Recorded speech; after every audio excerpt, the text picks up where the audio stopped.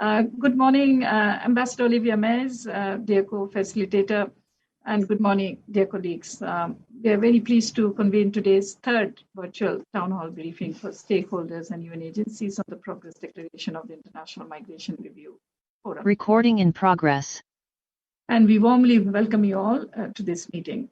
Before, the ground rules have already been reminded to us by the administrator, so I will not go over that, but my only ardent request for you would be to kindly keep your microphones in mute when not speaking.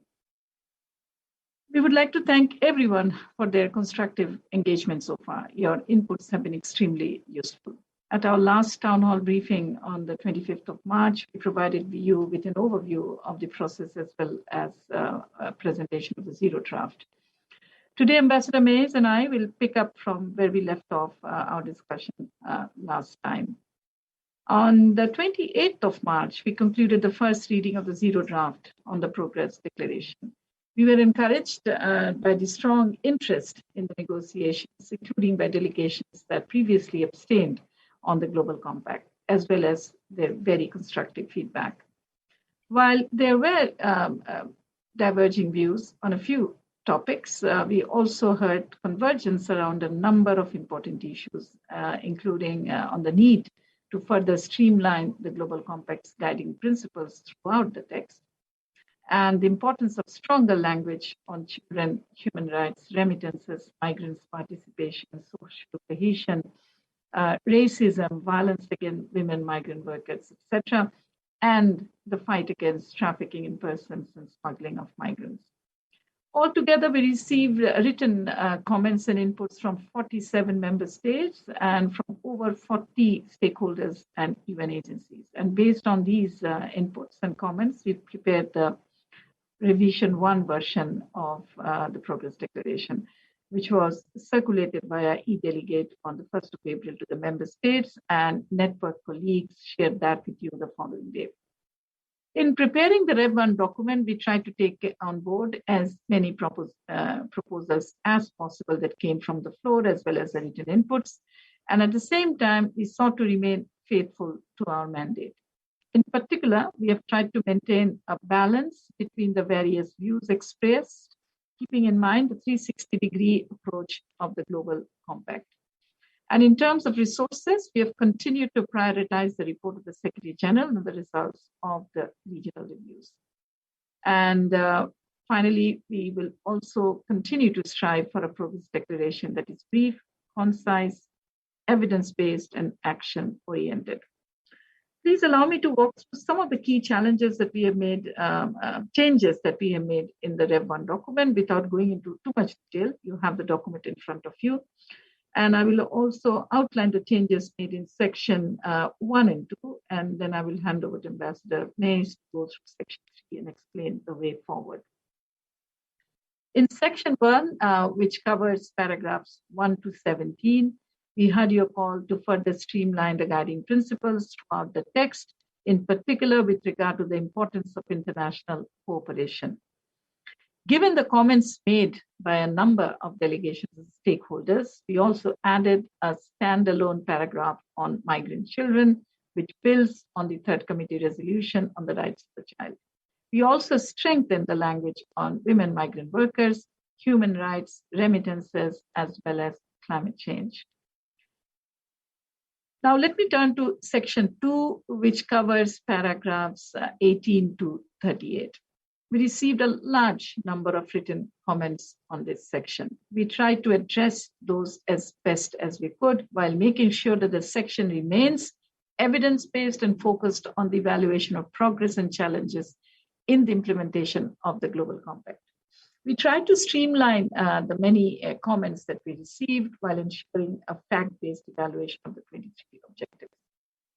Before handing over to Ambassador Mays to walk you through the changes we made in the very important section 3, and outline the next steps, I would like to thank you, all of you, once again, for your continued engagement and cooperation. It was invaluable, your contribution to this process.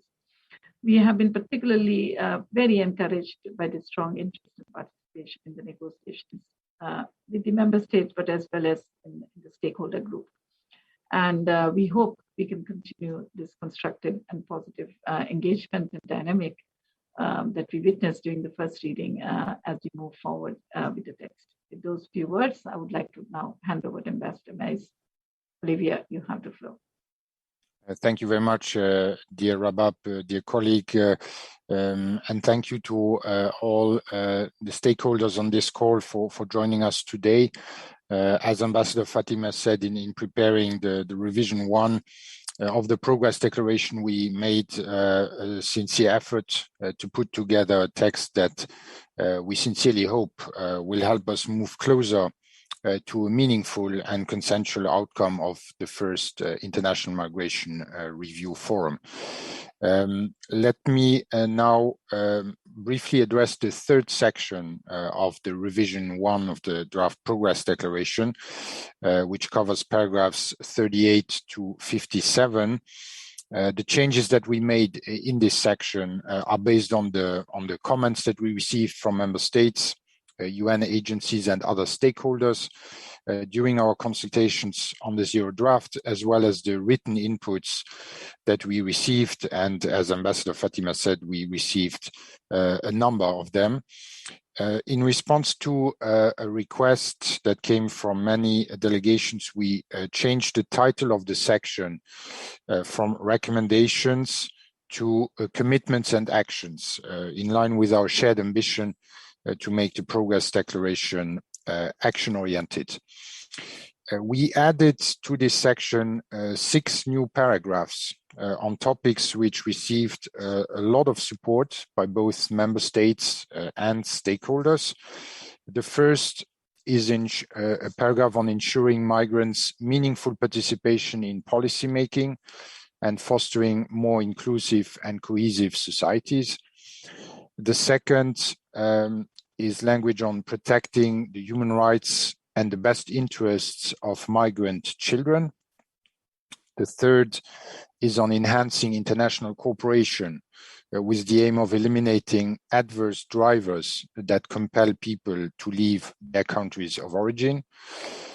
Fourth, the fight against smuggling of migrants and trafficking in persons.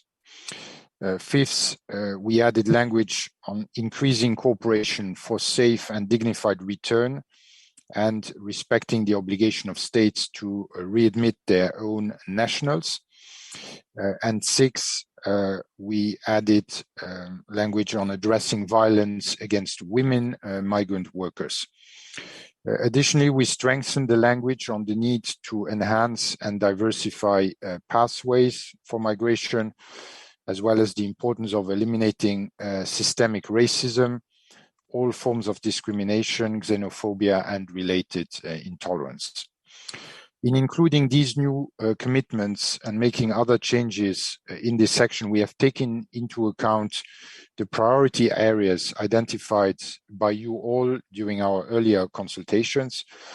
And as we have made clear from the beginning, our intention is not to renegotiate the Global Compact.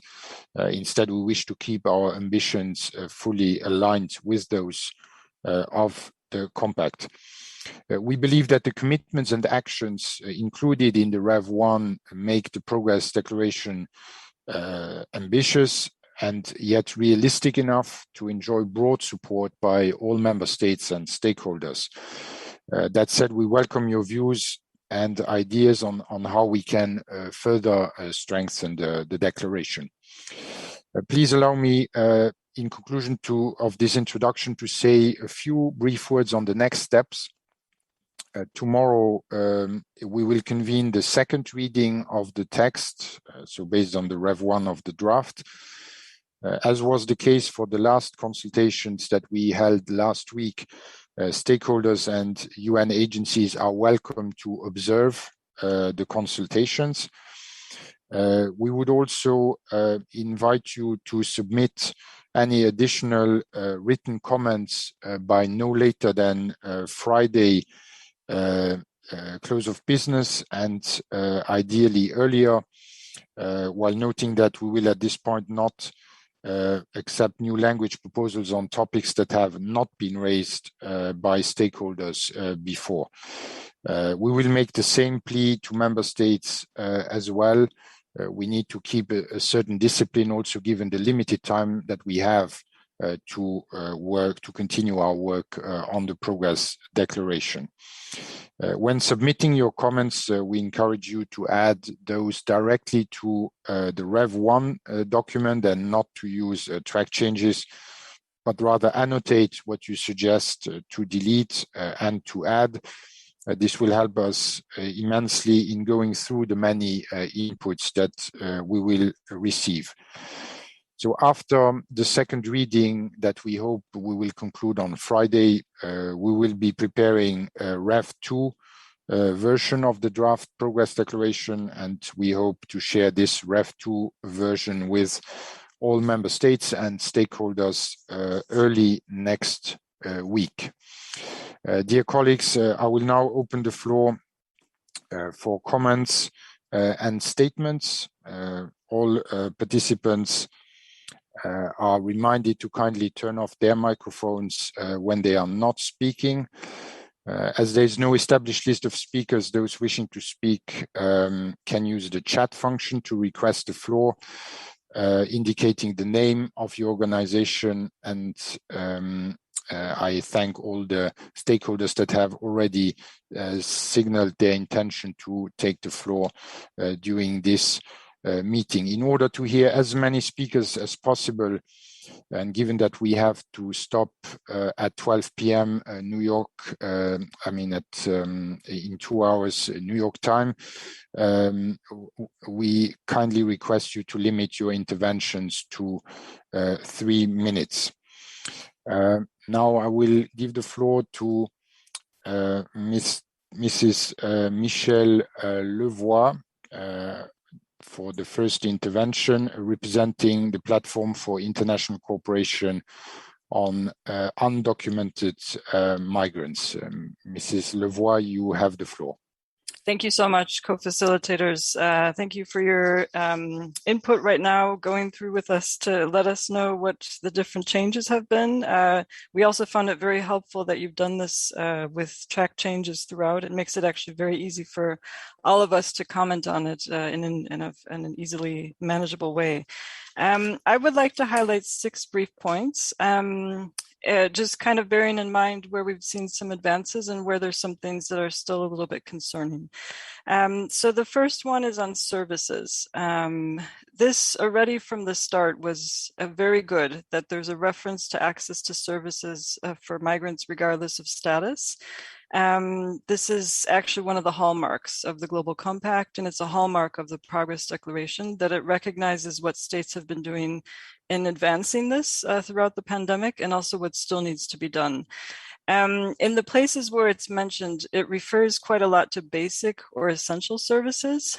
We actually would recommend not referring to either of them, basically keeping in line with the International Covenant on Economic, Social, and Cultural Rights, Article 12, which says that the covenant recognizes the right of everyone to the enjoyment of highest attainable standard of physical and mental health. So I wanted to specify health in particular.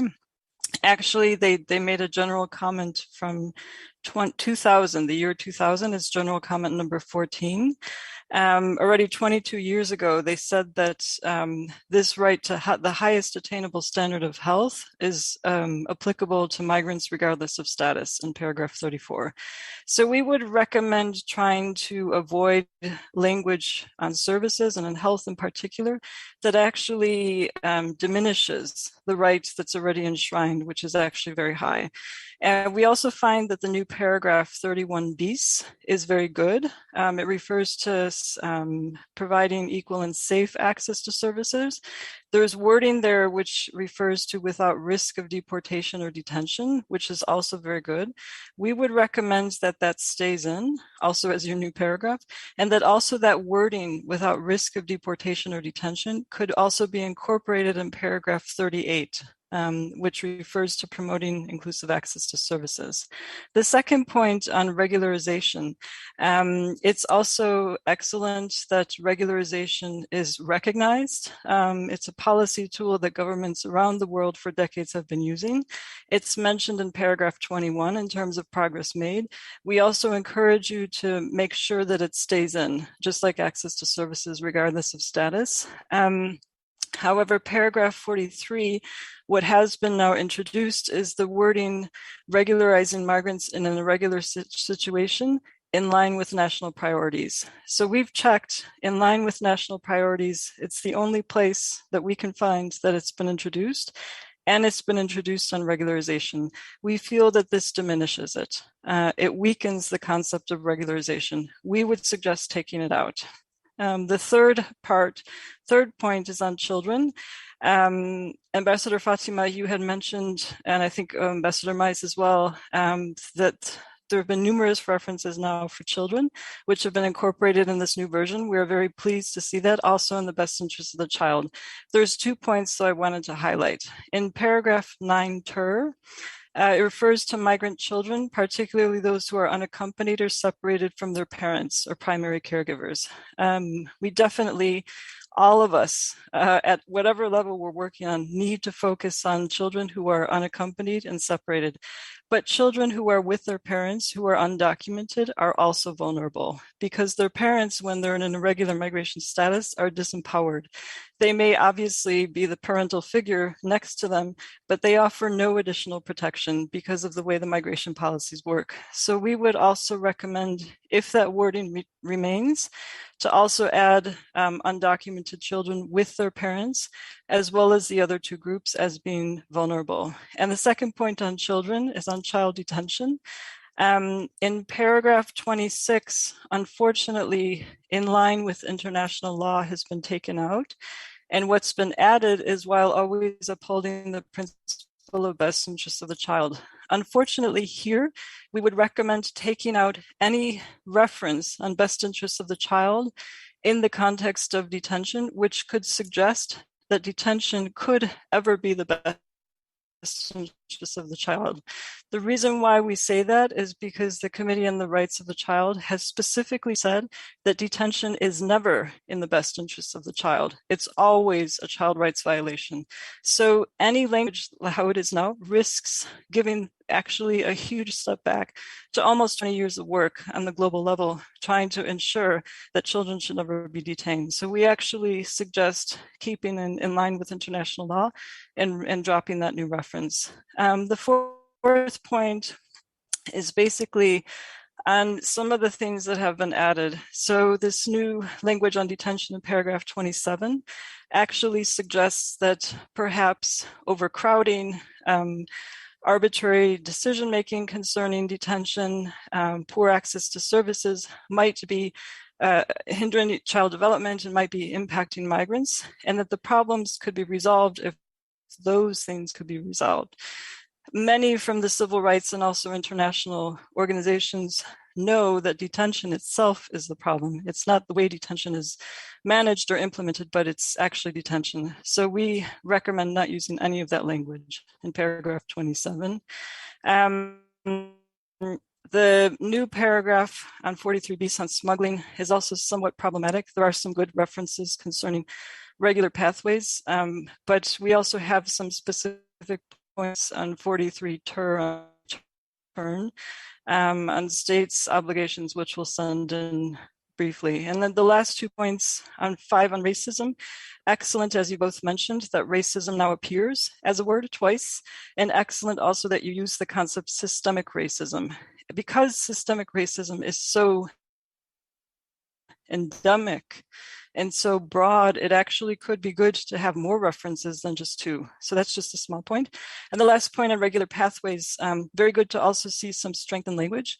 We feel, and I'm sure the civil society colleagues from the trade union movement who will also be on the call today will also refer many to these points. Undocumented workers have labor rights with ILO language. Thank you very much.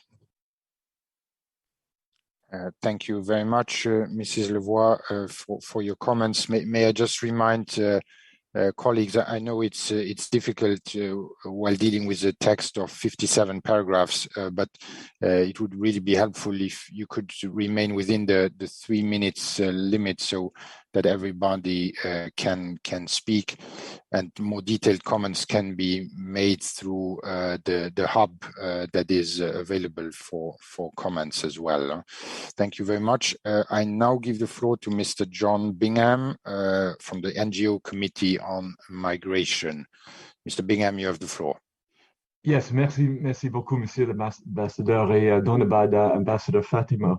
The revision looks quite encouraging for the inclusion of so much input from civil society and other stakeholders, the UN system, and of course member states. I want to comment on just two parts of the revision.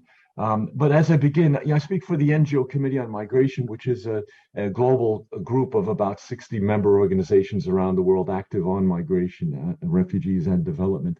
We're an active member, actually a co-founder of the Action Committee, the Civil Society Action Committee that many of us have been working together on towards this IMRF process, towards the Global Compact a couple of years ago, and implementation on the ground in partnership with governments and businesses, mayors, a UN system, as well as ourselves. So we have a great unity as we come into these consultations, into this input. We join Michel Lavoie already and many of the other colleagues in the points that are being made here. 150 organizations have signed a joint statement on these matters.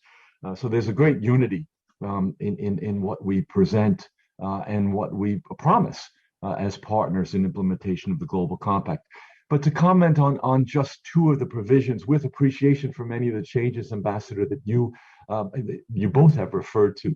On 43, the big section 43 that raises up regular pathways, we believe there needs to be a further elaboration on regularization. Not necessarily a big leap into commitments, because clearly in the negotiations so far, we see some of the governments, some of the member states are nervous about that. They don't want to go beyond where the Global Compact refers to regularization in Objective 7I, without yet necessarily using the word. But what we suggest from the Action Committee, from the Ngo Committee, and with unity across civil society groups, is to suggest and to make a commitment in 43 to an exchange, a whole of government and whole of civil society exchange on the experience of regularization mechanisms implemented in many regions and states before and during COVID time. A simple exchange, and maybe this can take place in the Global Forum on Migration and Development, as some states have suggested, is a positive vehicle to take forward some action to implement the Global Compact. So exchange, to suggest and commit to exchanges on regularization. So many of the countries, even some objecting to more assertive language on regularization, have regularization procedures and regularize large numbers of migrants. Morocco, Canada, France, Thailand, Colombia, Ecuador, the United States is sometimes in temporary programs. So can we suggest an exchange on this? And lastly, in existing paragraph 45 of the revised draft, where there's been some reworking, I think it doesn't quite read as fluidly as it did before. But this is the section that starts off referring to facilitating recognition of skills and so on. It goes in its fourth line to recovery of benefits and entitlements. We would like to see from civil society across the unity of us all, we would like to see wage theft, recovery of unpaid wages added to that section. A very clear reference to an urgent need for migrants, for the earnings they've been promised and worked for, and for the development impact, human development, families, communities, as well as economic development in section 45. So we'll provide that, but it requires almost going back to some of the language that was there, because the changes don't make sense, if I can say it that way, even without wage recovery added there. But the paragraph was better the way it was, and just needs to include, along with recovery of benefits and entitlement, unpaid wages. So thank you very much. Thank you for not retreating from the commitment to action, an actionable progress declaration that doesn't retreat from the action and commitments that are so clear in the Global Compact. Thank you, sir. Thank you very much, Mr. Bingham, for your comments. I will now give the floor to Mrs. Carolina Gotardo, representing the International Detention Coalition. Mrs. Gotardo, you have the floor.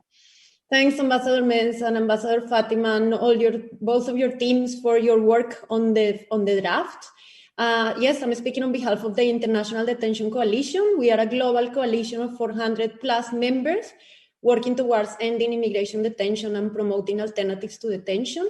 And we are engaging at regional and national levels with the states on GCM implementation. We're also one of the co-leads of the UN Network of Migration Working Group on Alternatives to Detention, alongside UNICEF and UNHCR, supporting the implementation of Objective 13 of the GCM. With regards to the draft, Rep 1, we do welcome the additional language on children throughout the draft that you referred to. Like Michelle, we are, however, concerned about the potential regression on the issue of ending child immigration detention with the states committed to in the GCM.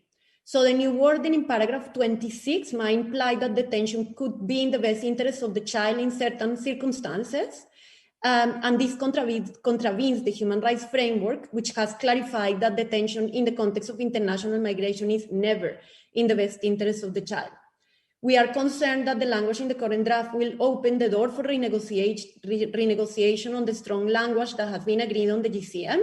I have to say that it's very encouraging that you the meeting was started by the co-facilitators referring today to ensure that there is no renegotiation on language that has already been committed to. We strongly suggest reinforcing the language in this paragraph with the following, and is to end child immigration detention in line with international law and upholding the principle that detention is never in the best interest of the child.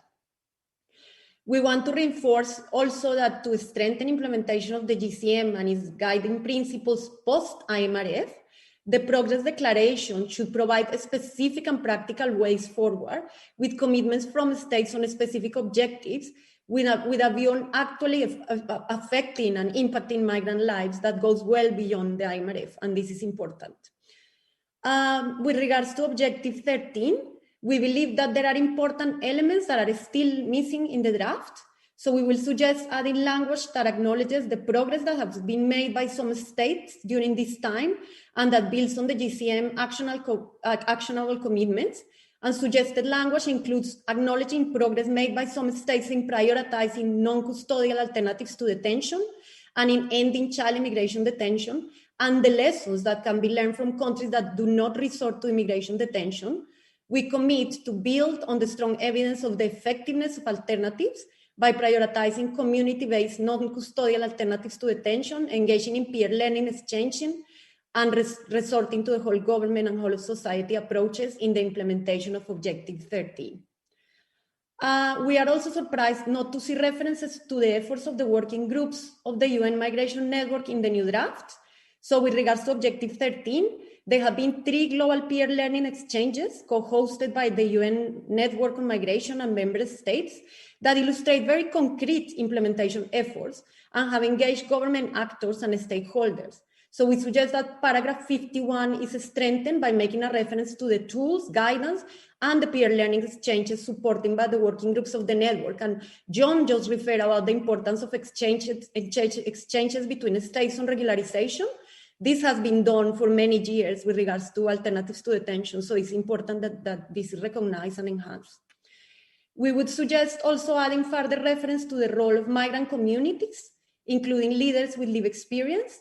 The role of women and men affected by migration policies is crucial to reinforce these whole society approaches, and this means ensuring full participation in a process that should be meaningful and not tokenistic. So we suggest including a reference to migrant communities and leaders with lived experience, including of detention, in the paragraphs referring to stakeholders and whole of society approaches, for example, paragraph 18.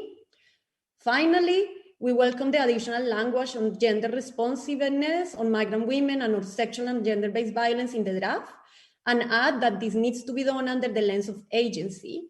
It is also important to differentiate between women and children that have very different roles and characteristics and cannot be grouped together.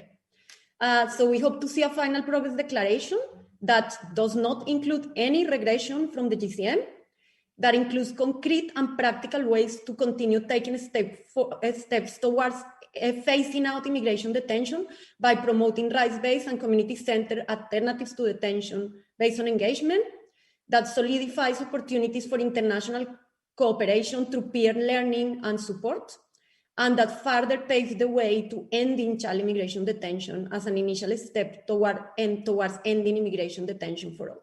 And thank you very much again. Thank you very much, Mrs. Guattaro, for your suggestions.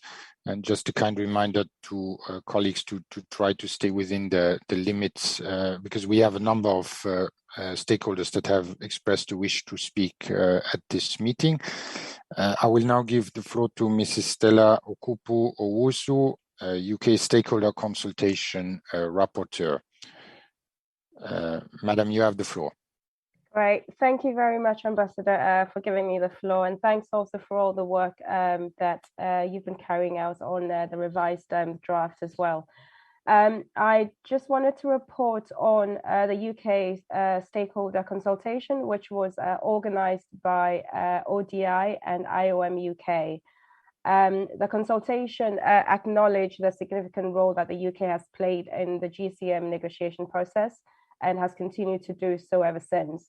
And it was also put together against a background of increasing civil society engagement in the GCM process towards the IMRF. It also brought together actors from civil society, academia, migrants and diaspora voices, the public and private sector, international organizations, and was a true reflection of a whole of society approach, which of course the GCM is very strong on. And recommendations were drawn from all the stakeholders and a specific set of topics. The first topic was on drivers of migration and sustainable development as it relates to GCM Objectives 2, 19, 23, and the SDGs. The discussions were on the role of migration in the green transition, and this was emphasized. And there was also an acknowledgement that diaspora and migrants are both providers of skills and of humanitarian aid, and should be supported and enabled to contribute in these areas, as well as economically and in the context of green transition. The recommendation was for the UK government to integrate migration into the green transition and ensure that migrants are seen as contributors to the green transition. There was also the need to reevaluate talent pathways and skills partnerships as it relates to green transition. The second area of discussion was on preventing, combating, and eradicating trafficking in persons. This relates to GCM Objective 10.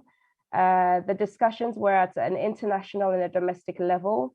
It was acknowledged that the UK has been doing some good work at international level, where over 20 programs have been supported and funded, including work related to tackling modern slavery. However, there are gaps that remain at the domestic level, and participants highlighted the need for supply chain legislation.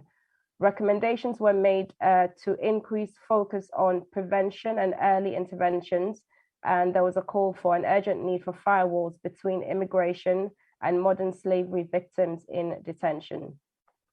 The third area of discussion was on enhancing the availability and flexibility of pathways for regular migration and ethical recruitment as it relates to Objectives 5 and 6. And again, the UK's progress in engaging and developing pathways for skilled workers was noted. However, concerns also remained around exploitation of workers in the health sector, in particular in the care sector. The gap also remains, and is quite a significant one, for pathways that engage unskilled and low-skilled workers. It was noted that in the UK, there are around 35,000 employers sponsoring skilled workers and only 4 employers for seasonal workers. The recommendations were for pathways that respects the human rights of all migrant workers throughout their migration journey. For example, ensuring that migrant workers are not carrying the burden of visa and travel fees, etc. And also recommendations to review and pilot pathways for unskilled and low-skilled workers. There was also a recommendation for regularization of pathways where there is a significant gap, and also noting that often the migrant workers tend to lose their status for different reasons in the process of being in countries of destination. The last area of discussion was on promoting inclusive societies and ensuring access to services for migrants, and this was related to objectives 15 and 16. Discussions were focused on migrants' rights to services as well as accessibility.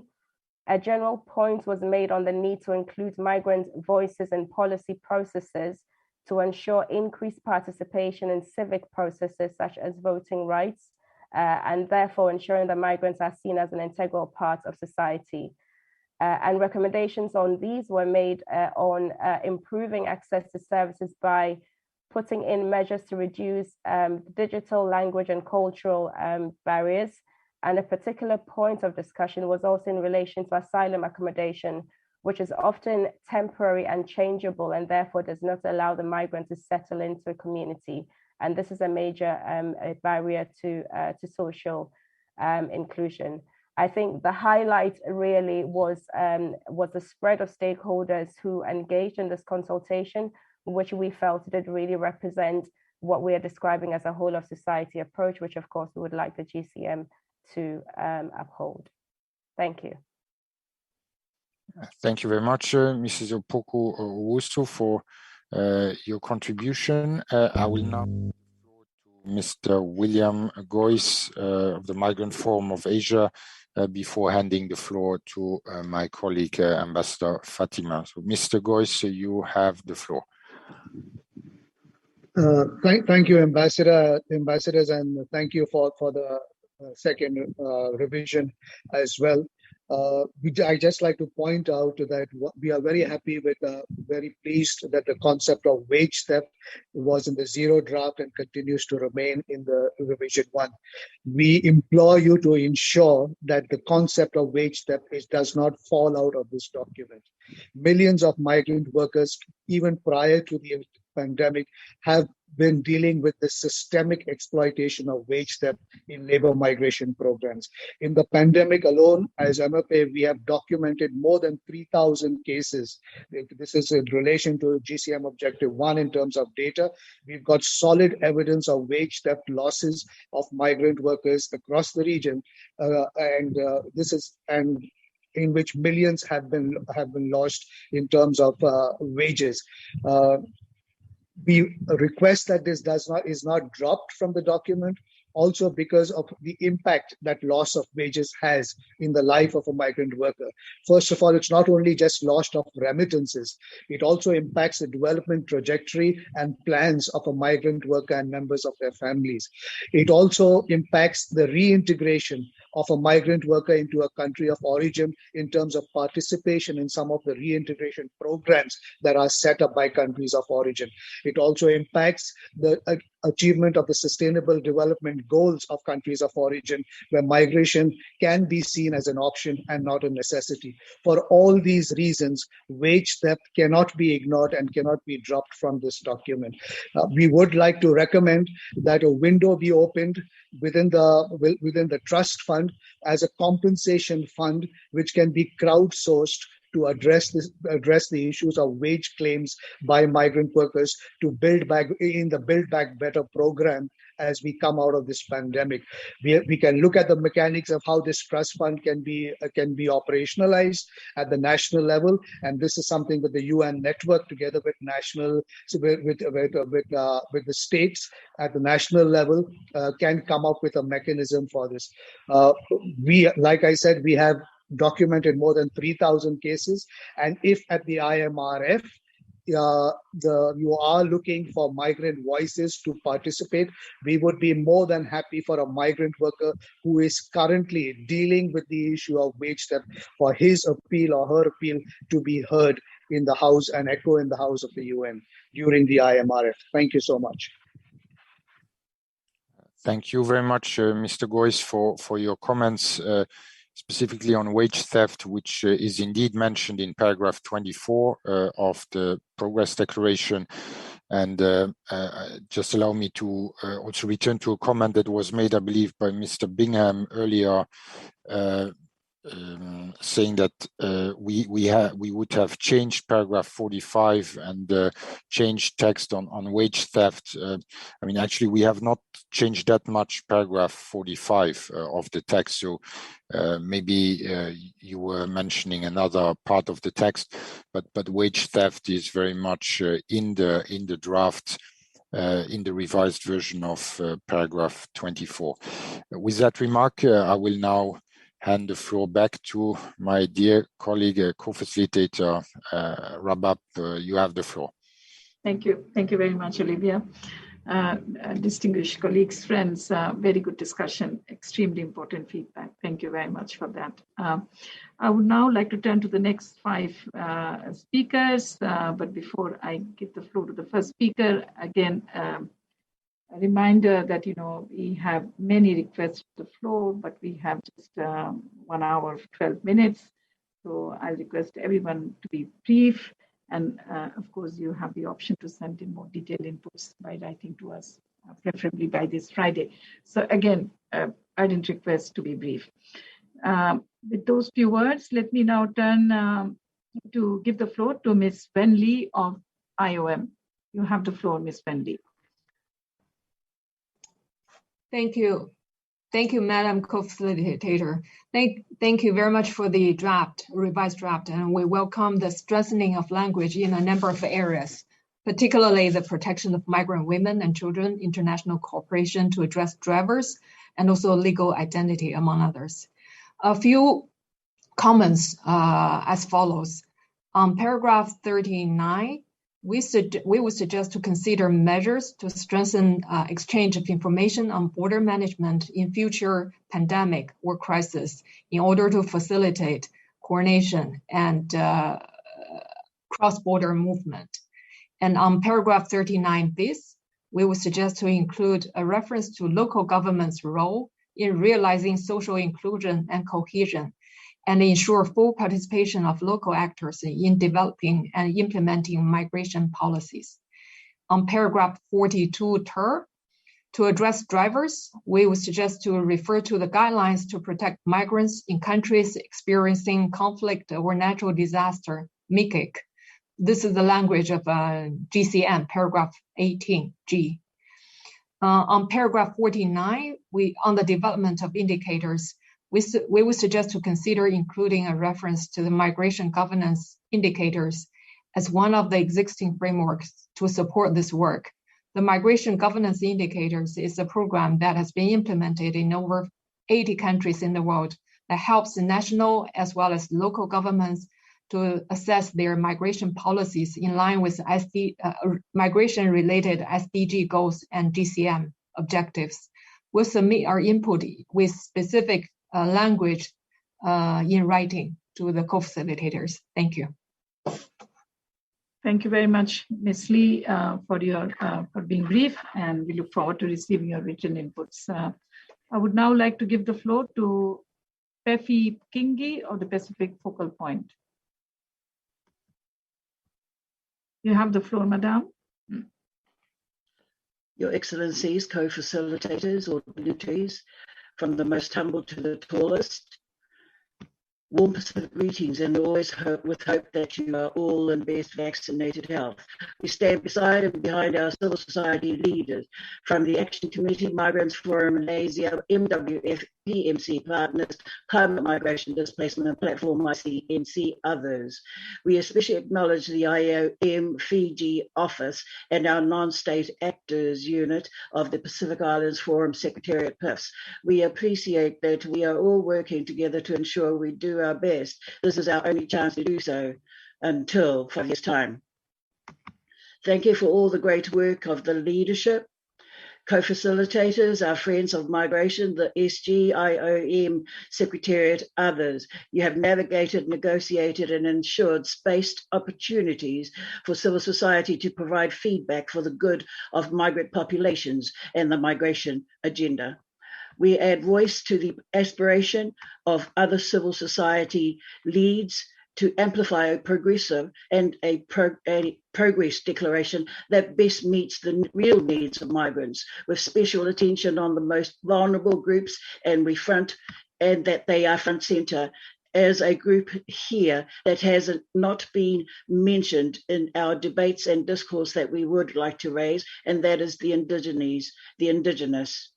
Throughout the global community, especially the environmental, civil rights, and justice defenders who have given and lost their lives to the cause. We pause to pay homage to a great leader ever, one of the best thought leaders of our time, staunch activist for constitutional reform, Indigenous rights, and the Treaty of Waitangi. One of his last requests to his tribe and nation was that women speak on the marae at his funeral. His last request was fulfilled. Moi mai rā e te rangatira, Dr. Moana Jackson o Aotearoa, New Zealand. We also note another native daughter, Indigenous royalty, justice fighter against discrimination and structural systemic racism in state institutions, activist against colonization, defender of women, their mana sacredness and their spaces. Moi mai rā e te rangatira, Professor Honani K. Trask of Hawaii. So good leaders, just as they did, so will we urge, plead, encourage, and praise you to push the envelope a little bit more, a lot more. Give us the declaration that we want to be flag bearers for, that supports the human rights of migrants without compromise. And we speak for the millions of children at risk, the vulnerable groups most threatened. They are indeed the future emissaries, the special rapporteurs, the prime ministers, premiers, co-facilitators. And we need to support, protect, and invest in them. Give us a declaration to be proud of. I would not be a native from the Pacific if climate migration was not given a line or two.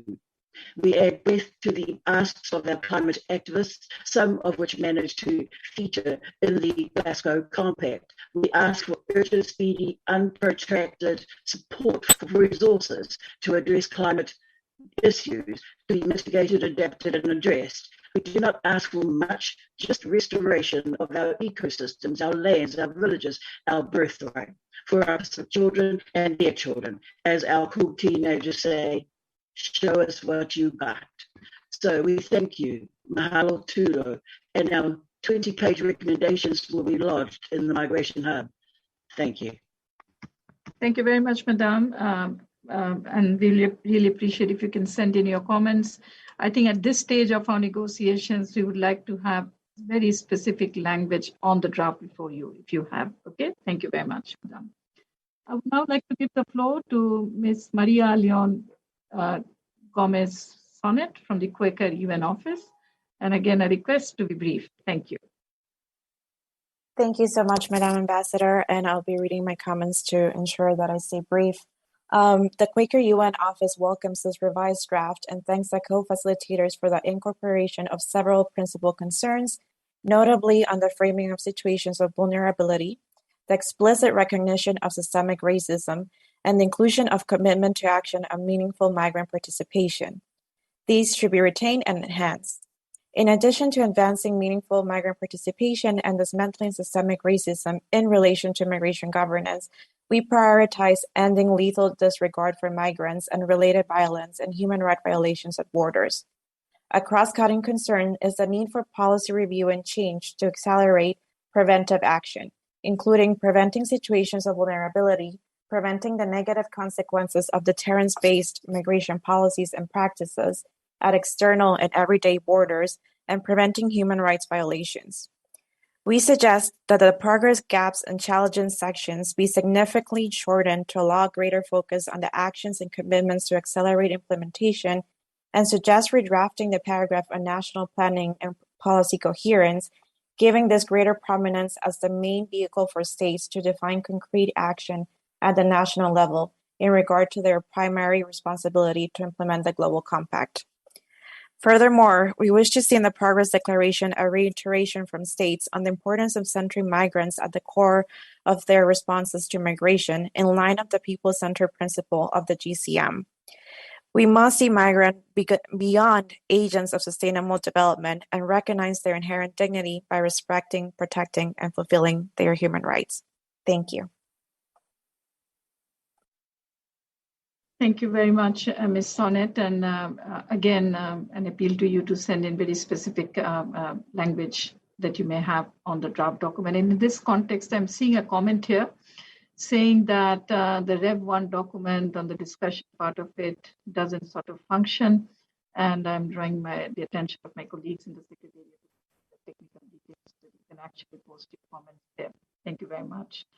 I would now like to give the floor to Ms. Alexis Bautista of the Migrant Women Forum. Ms. Bautista, you have the floor, and she'll be followed by Montago Diop.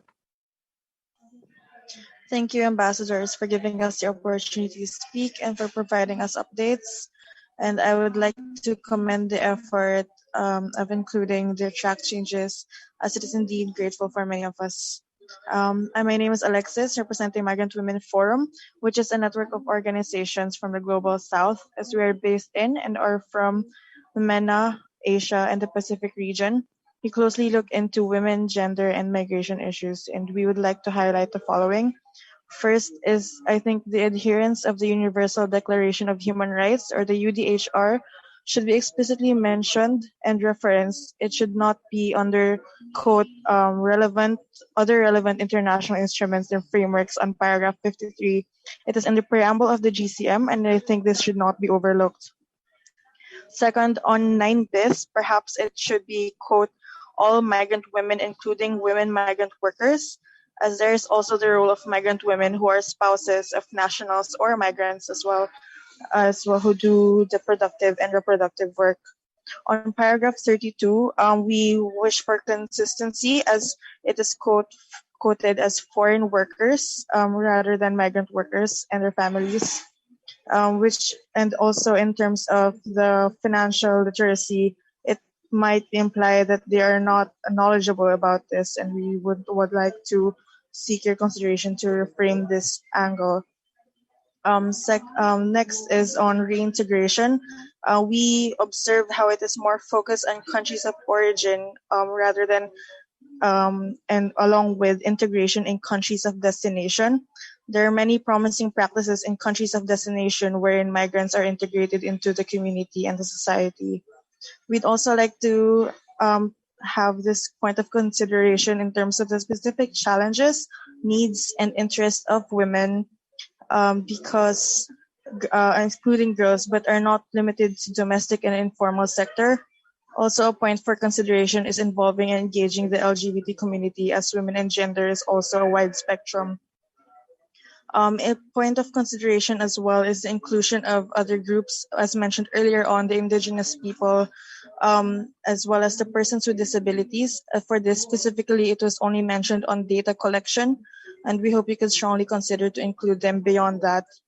I'd also like to echo the earlier inputs on children, as it is quite distinct challenges for women and children, but also to add in children left behind, as the context is mainly on migrant children, but there is a significant population of children left behind in countries of origin, whose, again, context and issues and challenges need to be considered as well.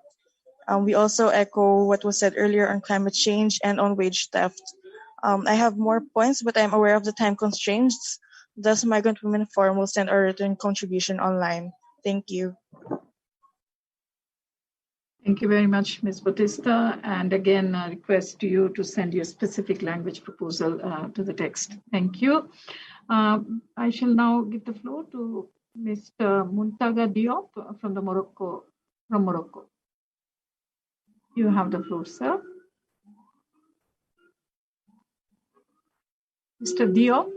Merci beaucoup. Oui, yes, je suis là. Please. Merci beaucoup yes. pour. Thank you very much for giving me the floor. I wanted to take the floor despite the fact that today I'm a bit sick with COVID-19. Thank you very much, however, for all these efforts you've done for this draft that are reassuring. Men and women from my generation are always worried about migration policies in countries where migrants don't have their rights fulfilled. But we can see that within this draft, things have changed, especially here in Morocco, where the migration policy has been at the forefront of the GCM in Marrakesh. And I would like to thank all participants that helped to enforce the document. However, I would like to make some comments quickly. Isolated minors and minors in difficulty. I would like to add two aspects. First, minors in danger and minors in detention. Or I think we should refer or give the chance to an alternative. Here we've got really positive programs that help these minors. Those who have left school, but who managed to be integrated within life projects, this is how we call that. So it's not going through classical academic process, but through other projects that are really, really helpful. And we're convinced that minors should be within their families. Of course, they are in host countries or in transit countries, and those countries have to take responsibility to protect those minors. But we ask for alternatives with training projects so that minors can go back to their families, especially in Africa. This is where I have my experience. In Morocco, within our Unity project, we've managed to train minors in Morocco, and they've wanted to return back, been able to go back into their families, and there is a follow-up after they've been reintegrated within their families. We see that other minors choose migration and death sometimes, or stay within the networks. But I would like to see in the draft that there is a possibility to oblige, so to speak, states to create life projects for the minors. So it includes protection, housing, and so on, but also the possibility to train them so that at some point they can either integrate into the society of the host countries or go back to their families. That's what I wanted to say. I have a last element about alternative to detention. Some minors usually are sanctioned and going through facilities or daily facilities with a training purpose. So it means that during the day they are attending these facilities, and there they are offered a training so that they can be reintegrated within society. So it is an alternative to detention, to pure detention, and I think this kind of alternative should be mandatory within the draft. Thank you. Thank you. Thank you, Mr. Diop, for your comments, and thank you for joining us. And I wish you a speedy recovery from COVID-19. Thank you. I would now like to hand over to Ambassador Mais to take on the next batch of speakers. Ambassador. Thank you very much, dear Rabab. I will now give the floor to Mr. Paul Tacon, representing the International Labour Organization. Mr. Tacon, you have the floor. Thank you very much, Excellencies. I will endeavour to keep my remarks brief. We are very pleased with the revised draft. We feel that we do appreciate the strengthened language with regards to especially the issue of violence against women migrant workers, and we appreciate that very much. We just had a few specific comments, certainly related to strengthening the impact of, or the the appreciation of the fact that decent work is for all, including all migrant workers, regardless of status. We note that this had been removed, especially in paragraph 22, and we would be very keen to have that reference reinstated, because as is noted in the ILO, in many ILO declarations, decent work is not is for all workers, regardless of any other considerations.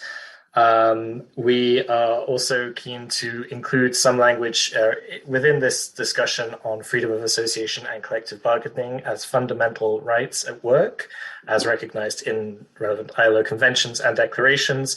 And finally, with regards to the paragraphs related to skill recognition and development, especially paragraph 24, we do note that investing in skill development is not something that is recognized in the current draft, but this does form an important part of Objective 18 of the Global Compact for Safe, Orderly and Regular Migration, and therefore it would be very important to address this issue as well, and we will certainly provide language on this. Thank you very much. I'll leave it there. Thank you.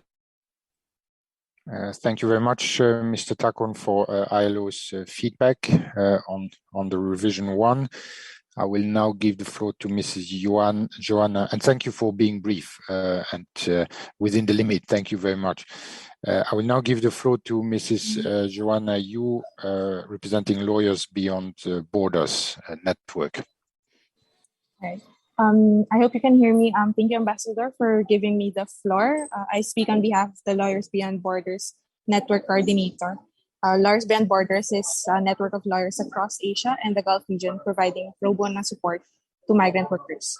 We would like to commend the co-facilitators on the first revision of the Progress Declaration, which incorporated some of the languages proposed by civil society in line with the current progress on the implementation of the Global Compact.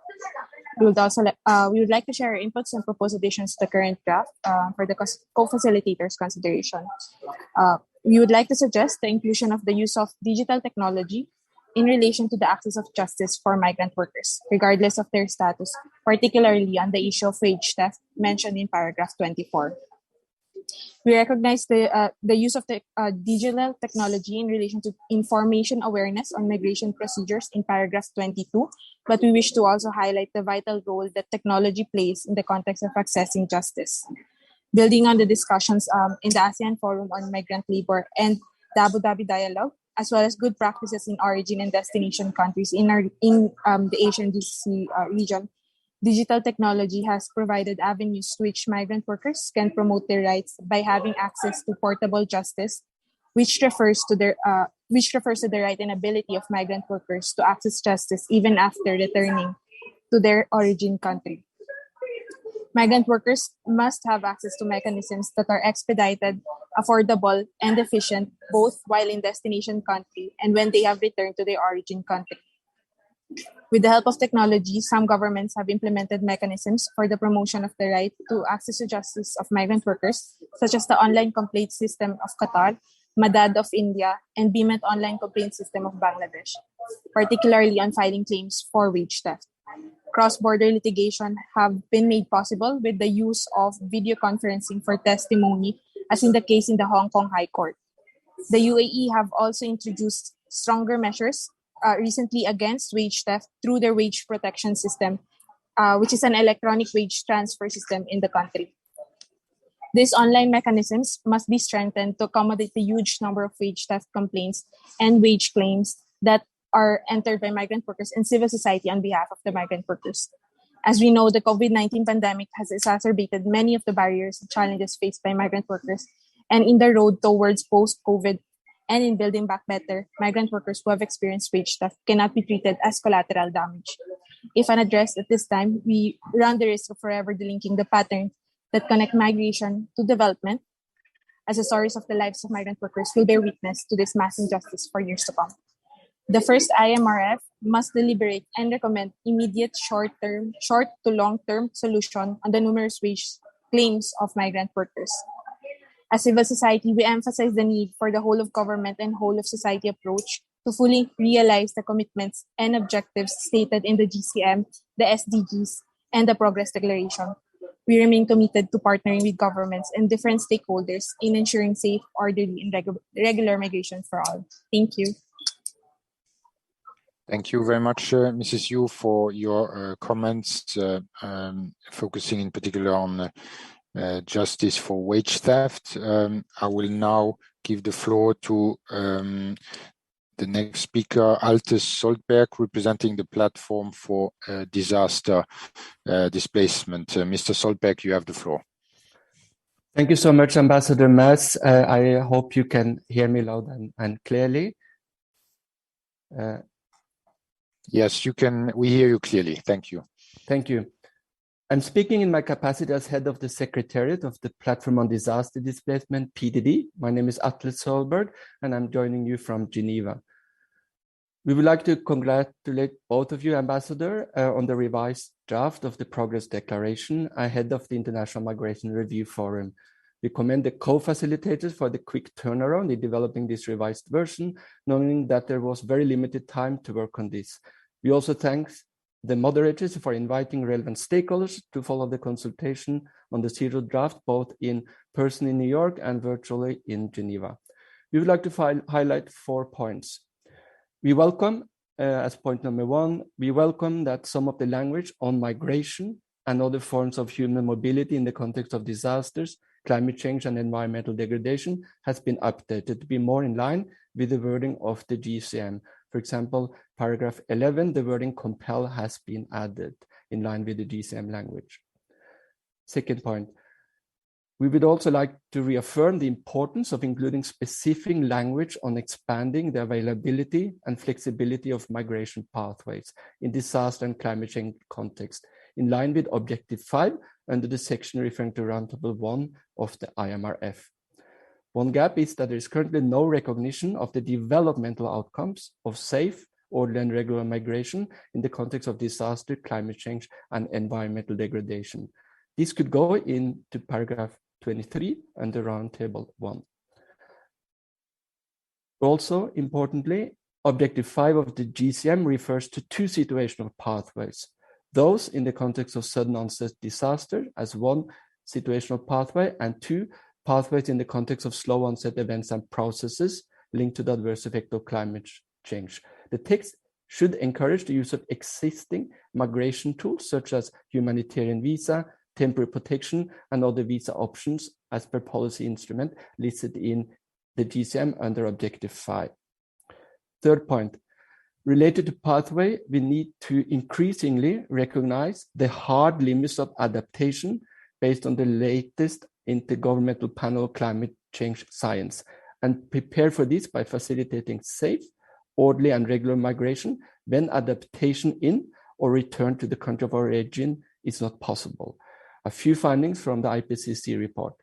It says climate and weather extremes are increasingly driving displacement and human mobility in all regions, with small island developing states disproportionately affected.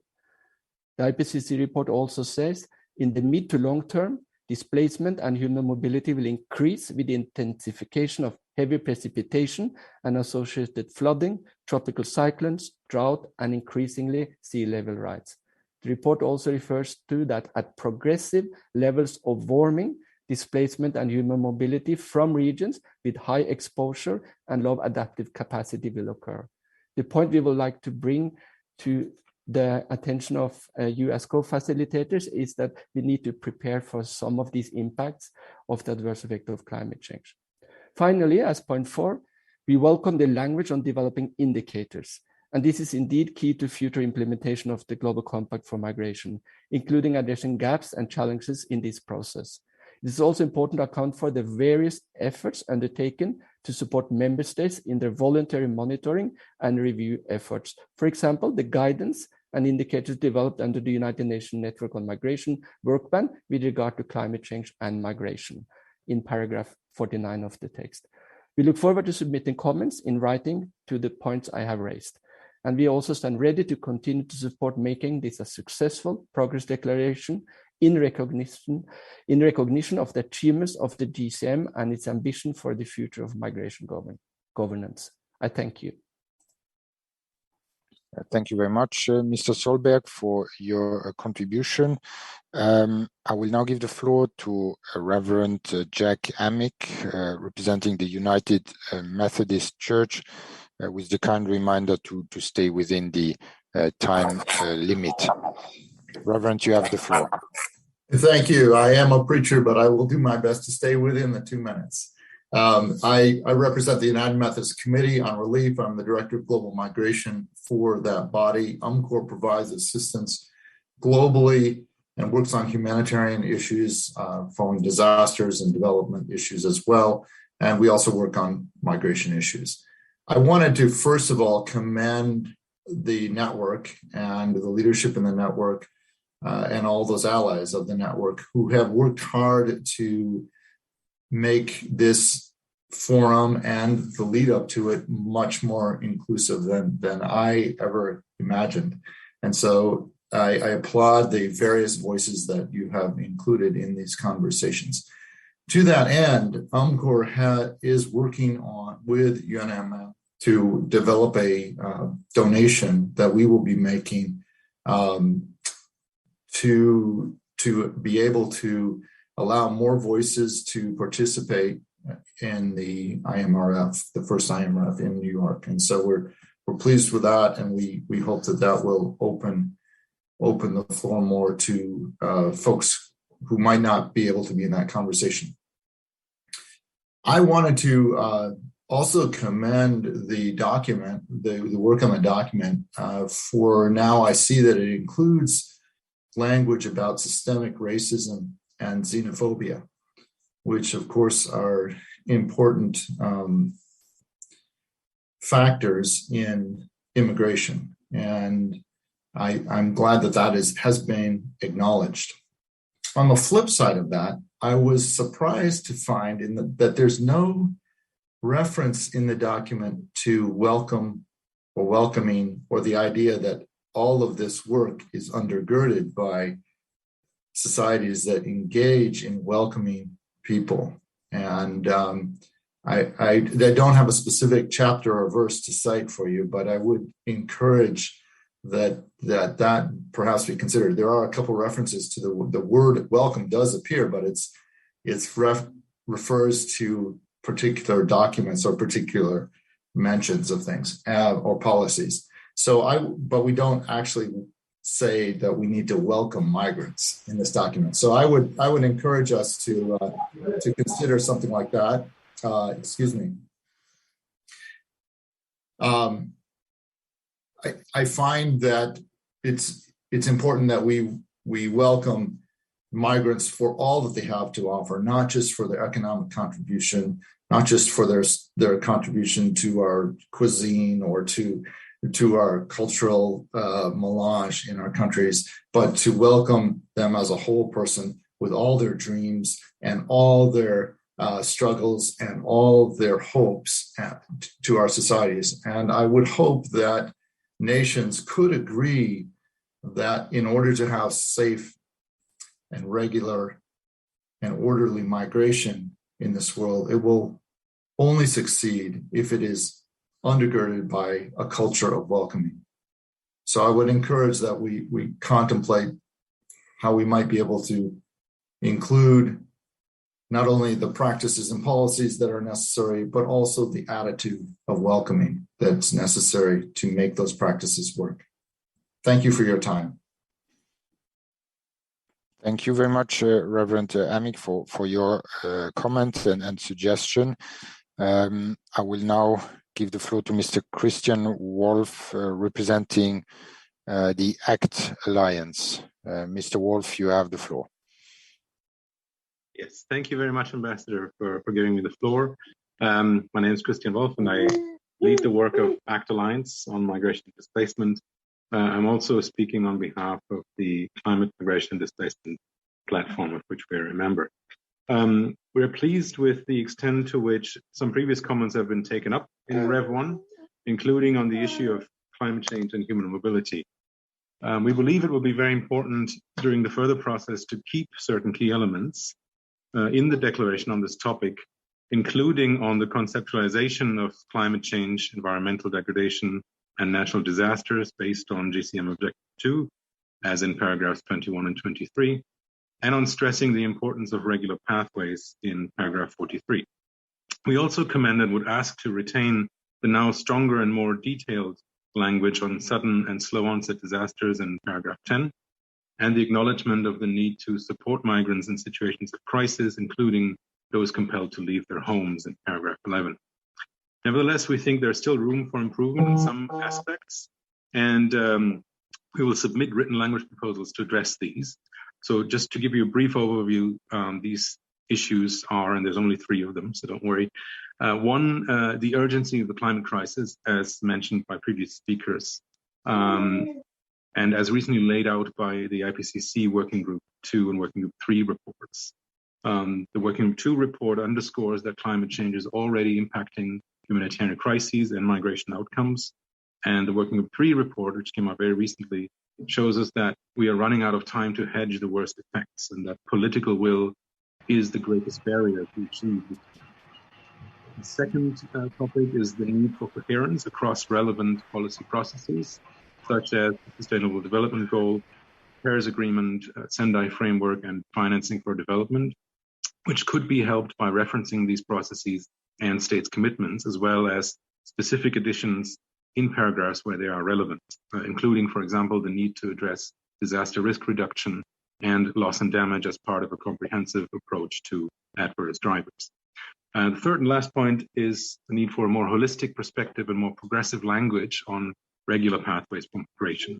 We've discussed this before, both in section 2, where the current shortcomings on the availability and accessibility of these pathways should be clearly acknowledged, as was confirmed also in the recent mapping that was done by the Platform on Disaster Displacement, who spoke before, on member state policies.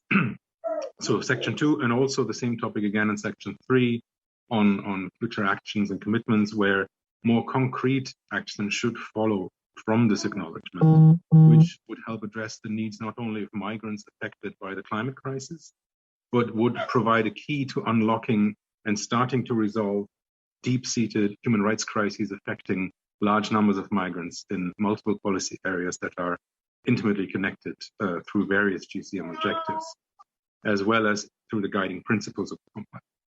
Fulfilling the commitment to expanding and diversifying pathways is critical for preventing and addressing vulnerabilities, including for those compelled to leave their country of origin owing to sudden or slow onset disasters, the adverse effects of climate change, and environmental degradation.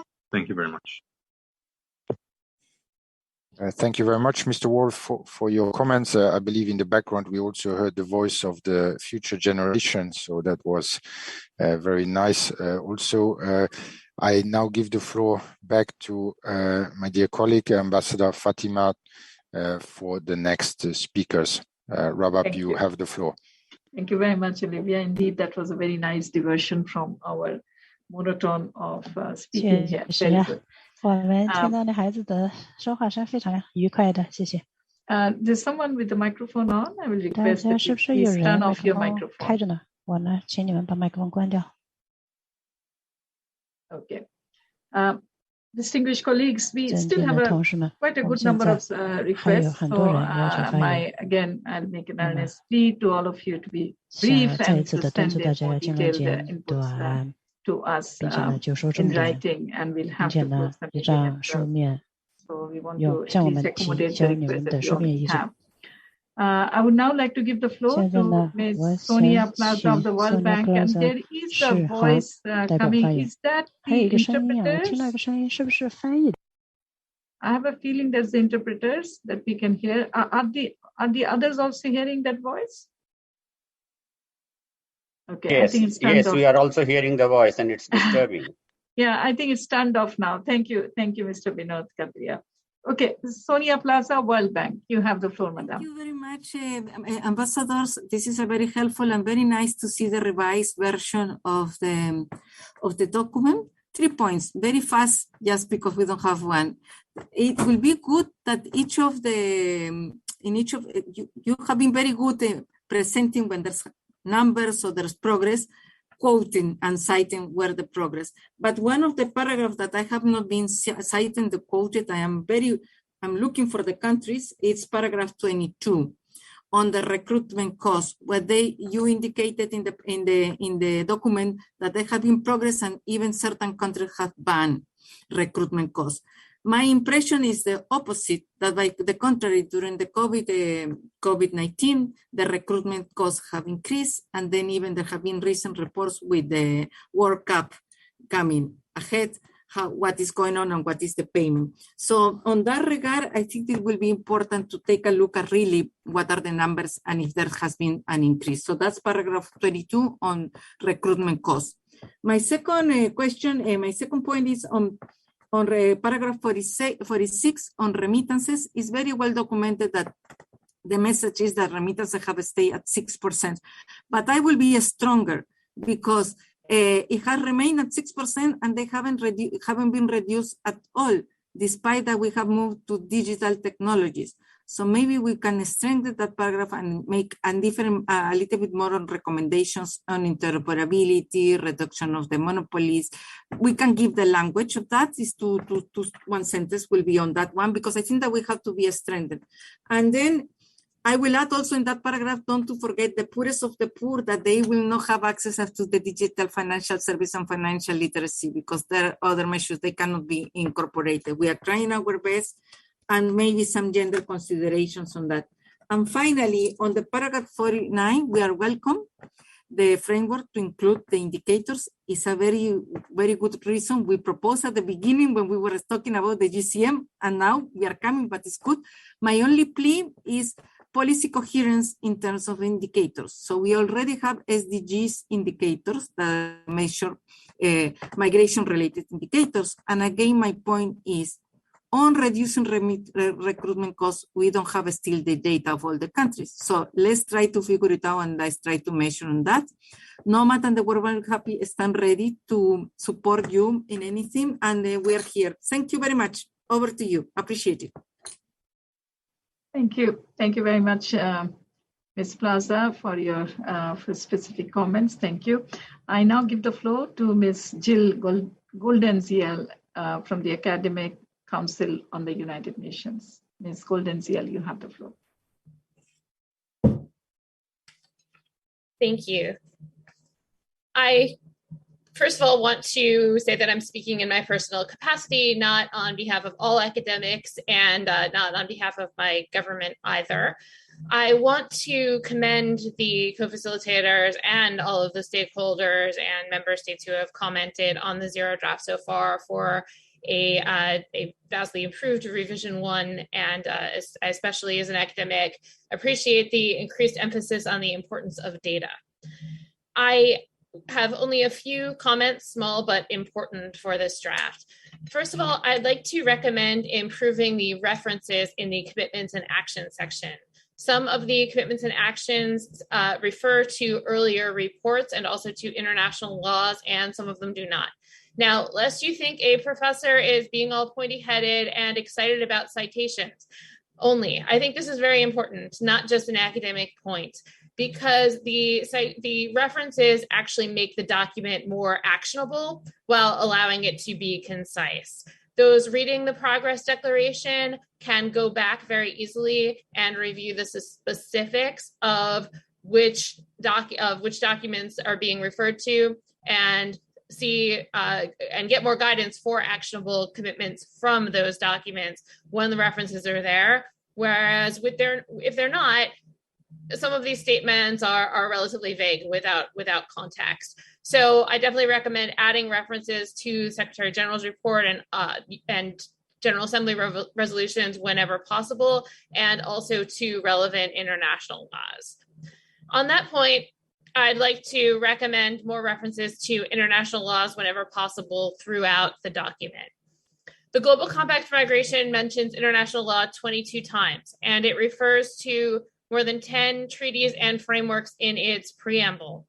The Progress Declaration mentions international law only 2 times, in the context of child-sensitive policies and in the context of women migrant workers. And to me, this is not acceptable at a time when certain actors within certain member states within the UN system are working to actively undermine international law.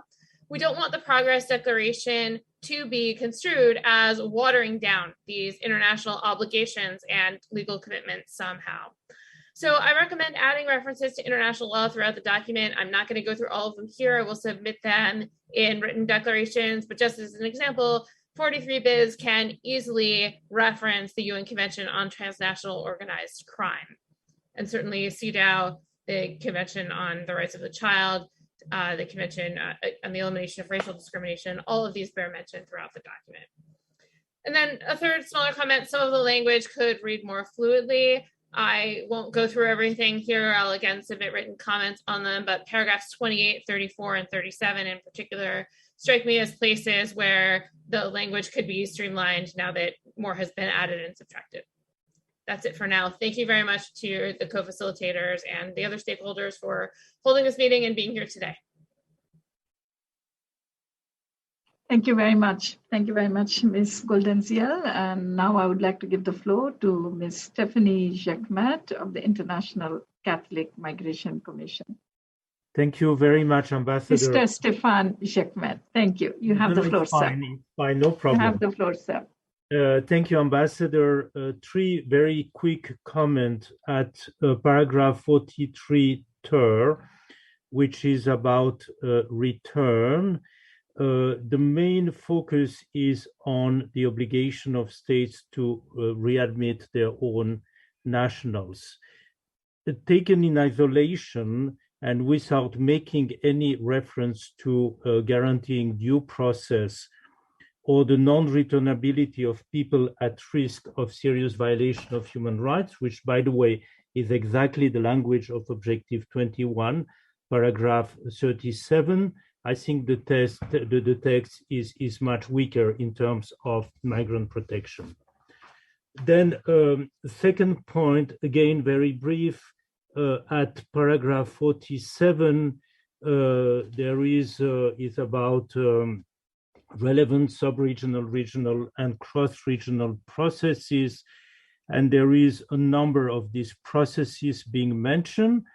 I would recommend that the Global Forum on Migration and Development is being added, since it is mentioned in paragraph 51 of the Global Compact.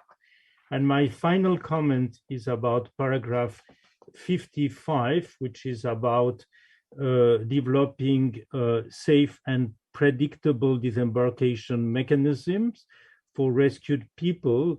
Again, here, there is no reference to the language of the Global Compact, highlighting the commitment of state to save lives and prevent migrant deaths and injuries.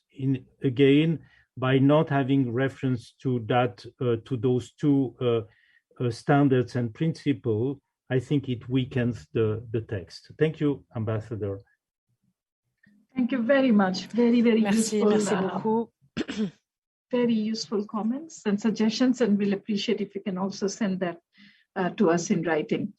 I would now like to give the floor to Ms. Paola Simonetti from the International Trade Union Council. Madam, you have the floor.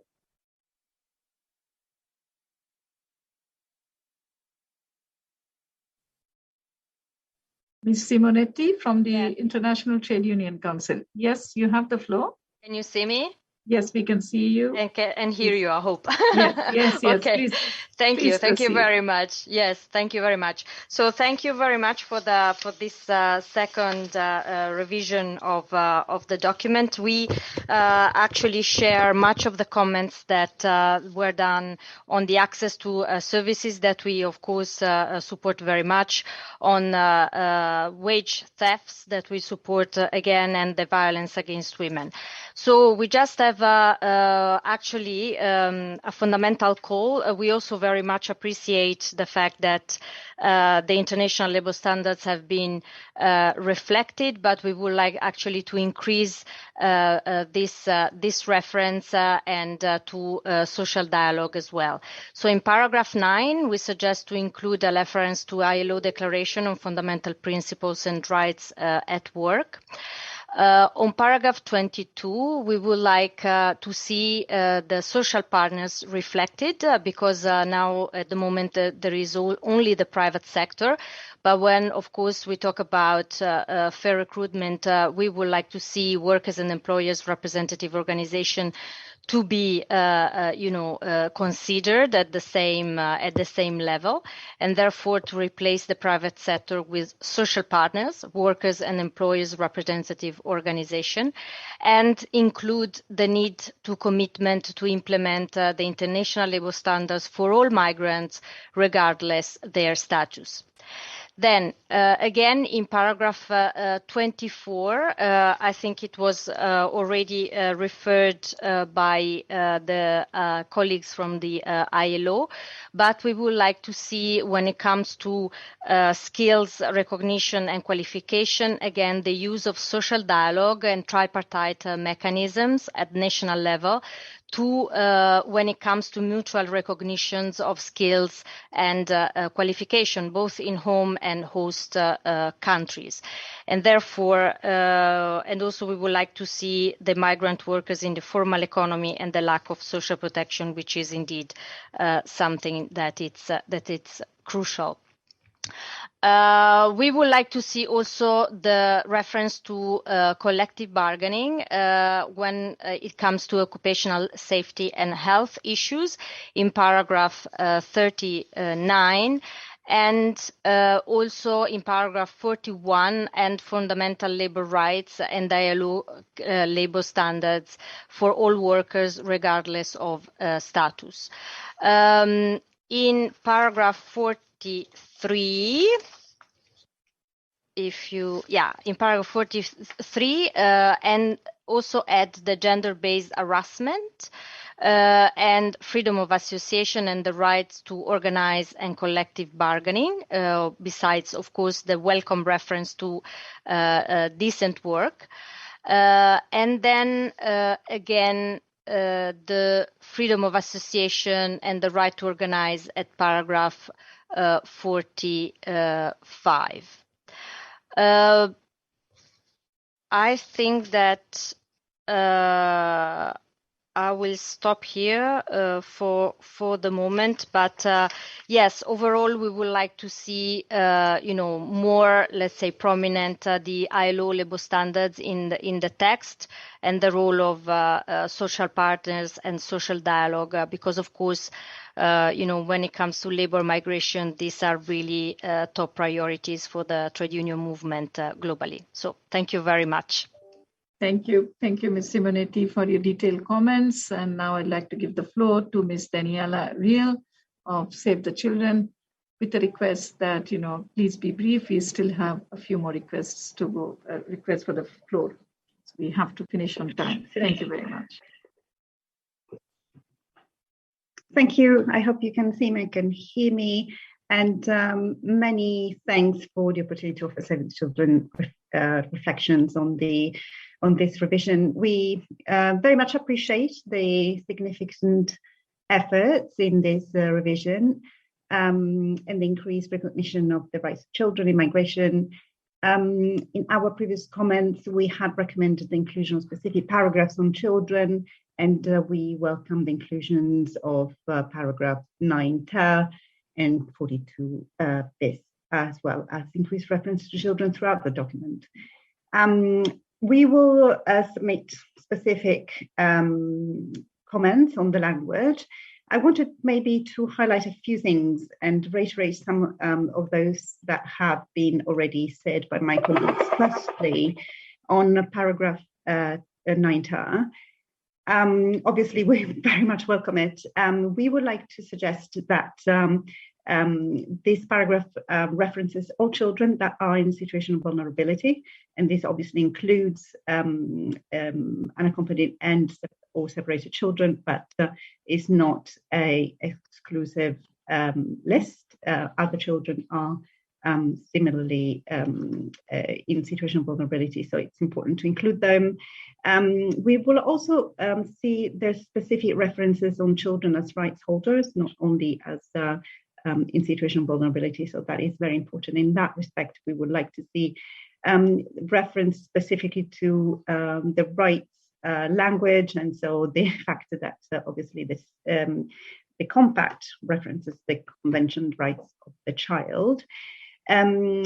Moving forward, we would recommend also to refer to progress and challenges on the family reunification as part of pathways for regular migration. Also on child-sensitive migration procedures as part of Objective 12. These are essential services that include the protection of children in situation of vulnerability, but also it's important to see how progress and what progress has been made. We welcome the inclusion and reference to a broader set of essential documentation that have been referenced in the document, and maybe a couple of words on immigration detention.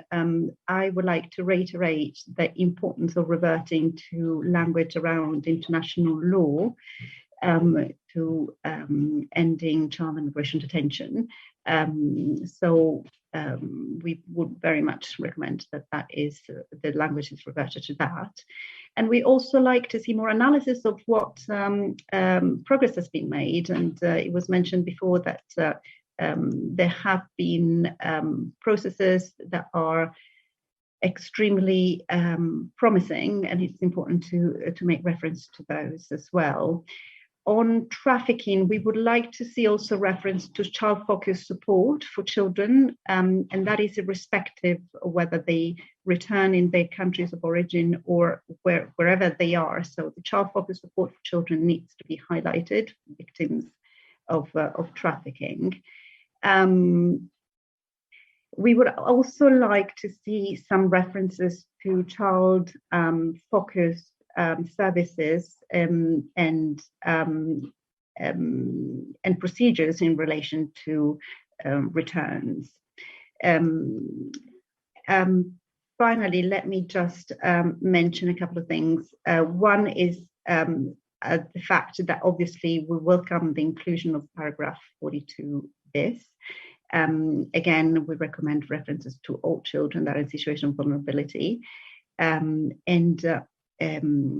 finally, let me also say a couple of words on the importance of mainstreaming here. Child participation. We obviously welcome the increased reference to the participation of migrants throughout the document. It's important to specifically also refer to children youth participation. And finally, indicators, very much welcome. We recommend adding specific indicators and guidance on children in particular. Thank you very much.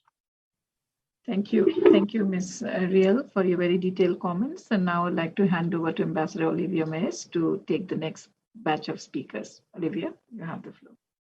Thank you very much, dear Rabab. I now give the floor to the next speaker, Mr. Victor Genina. Mr. Genina, you have the floor. Thank you, Ambassador, and thank you also to Ambassador Nawab. I just want to make 3 points, and I'm going to read them. In order to provide a sense of ownership and in order to fully implement the whole of society approach, CIM welcomes the mention in paragraph 42 that reads, the importance of ensuring the full, equal, and meaningful participation of women in the formulation and implementation of migration policies.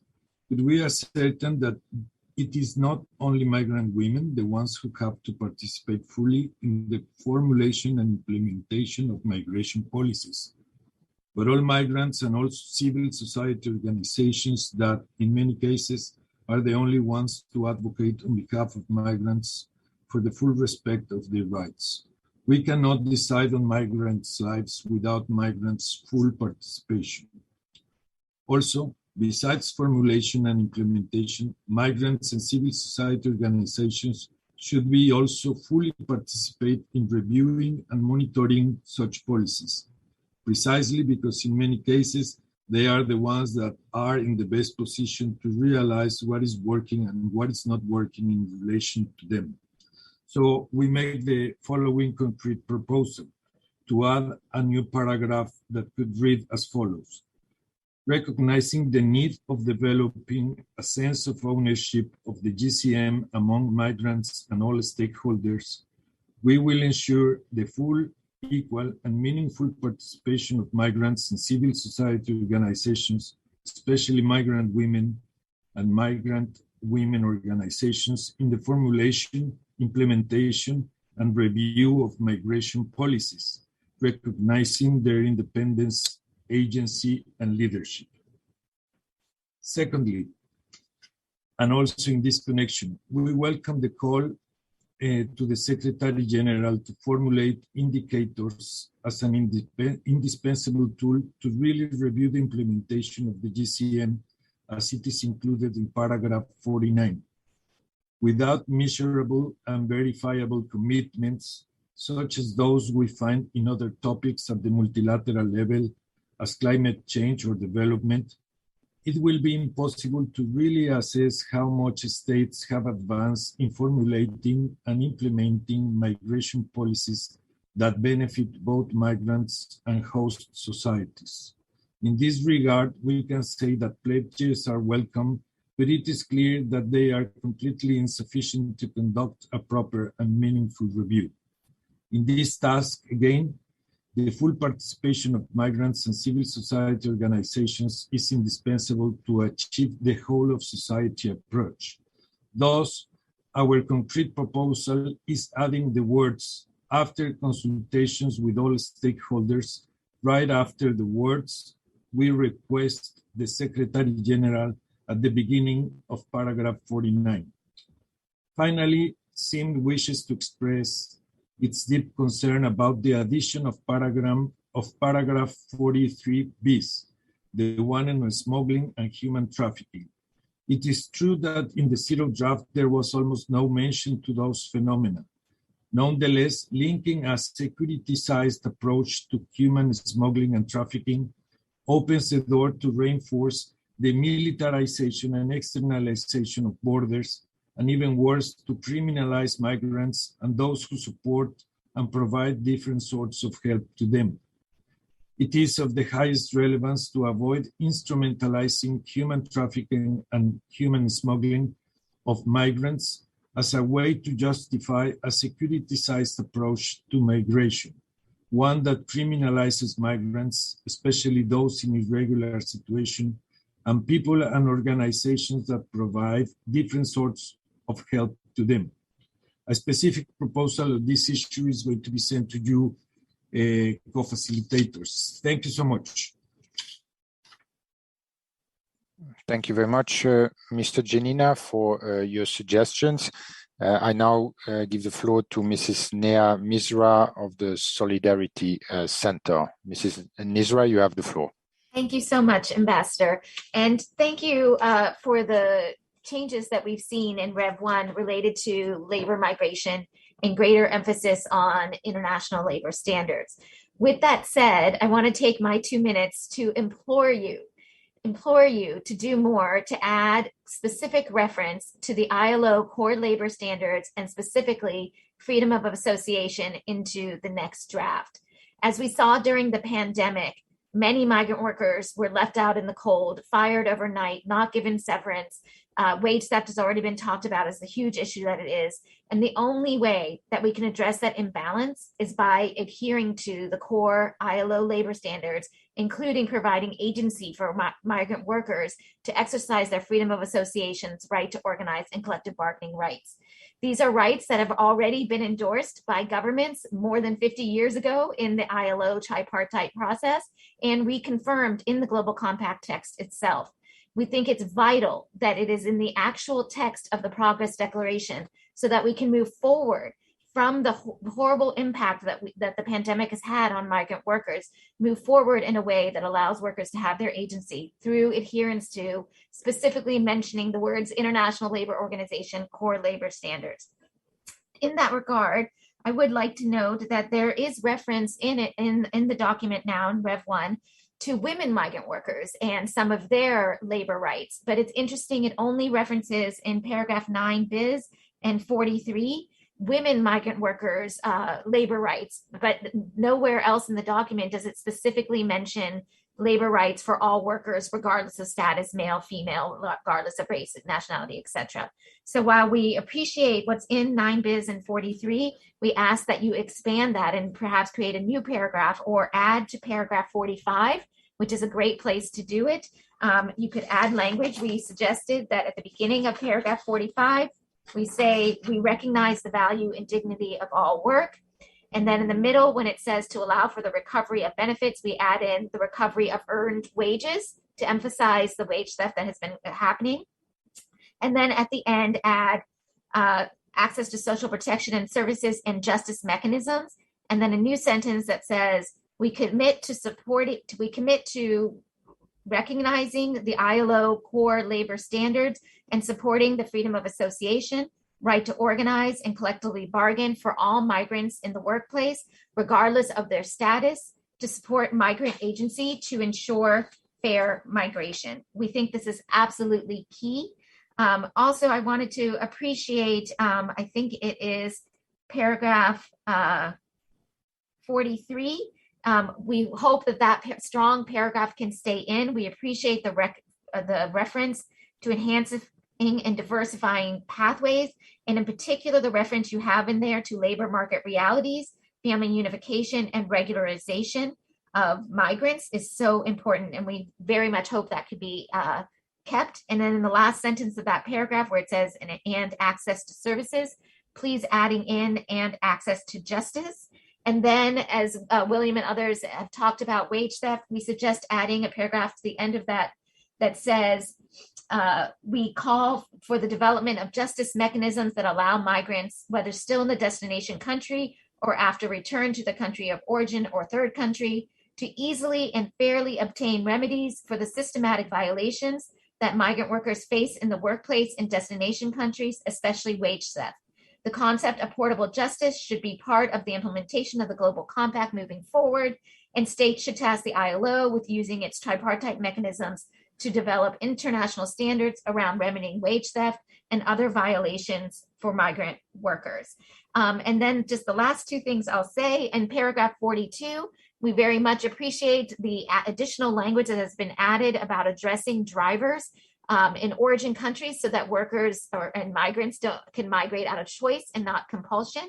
We suggest that you add in and lack of decent work after the word structural factors to put an emphasis on developing decent work in origin countries.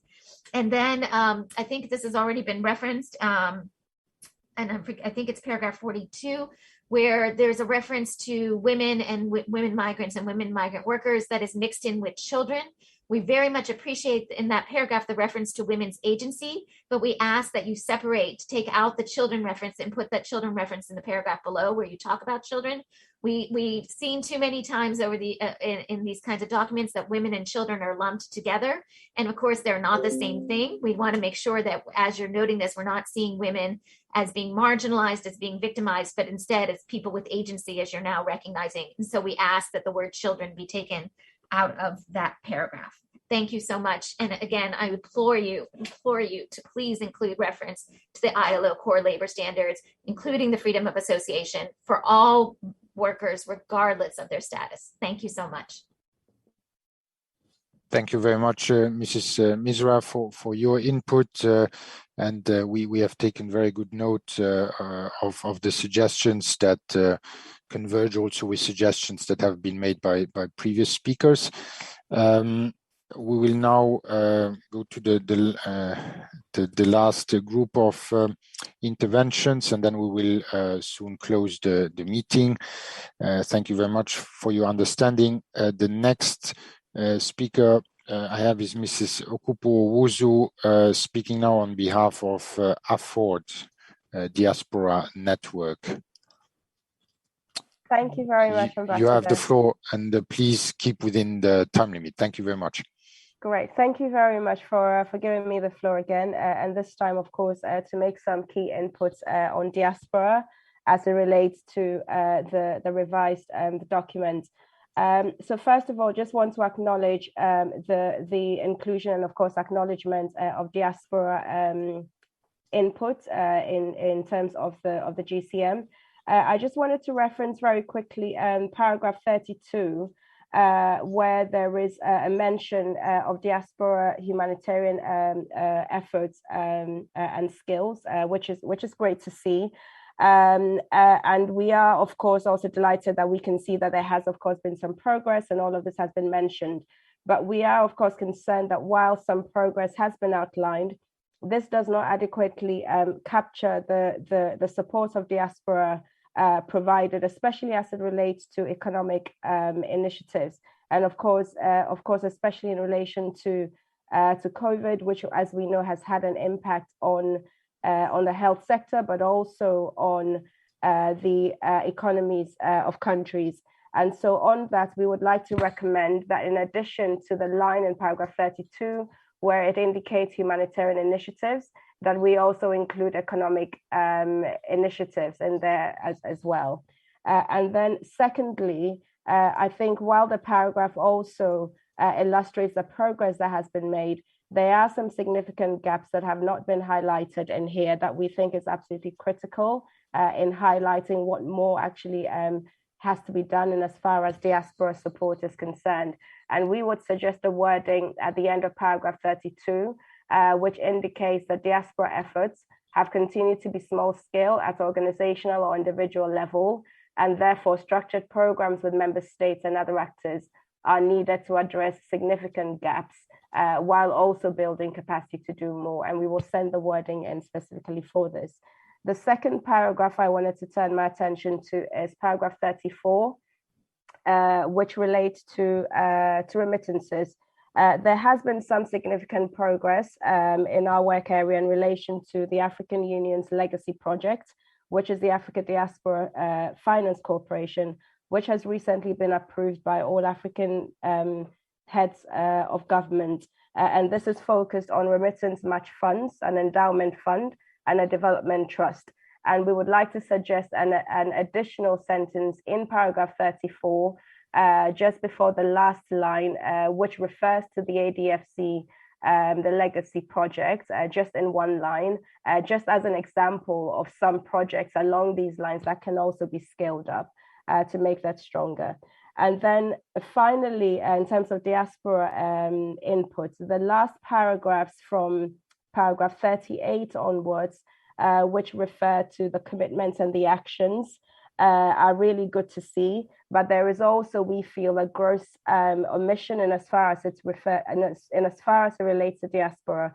There isn't any mention of diaspora in any of these paragraphs, and in particular as it relates to paragraphs 38, 39, 39bis, and 46. We would like to suggest that diaspora is added, just a one-word reference to diaspora is added to where we see migrants. And I think this is really important, considering that even when we take the health factors, diaspora and minority ethnic communities in some countries in the West were the hardest hit, but there is no reference in relation to them being involved in policy processes as well in some of these areas. And we think in particular in those 4 paragraphs that this is crucial. And then the last point I'd like to make is on systemic racism. And we are delighted to see that this has made its way into the revised and the document, but we feel that it still does need to go a bit further in acknowledging the link between systemic racism and migration governance. And we will send some wording in for all of this as well. Thank you. Thank you very much, Mrs. Opoku-Owusu, for your suggestions. I will now give the floor to Adris Logma, the Hanin Charitable Association.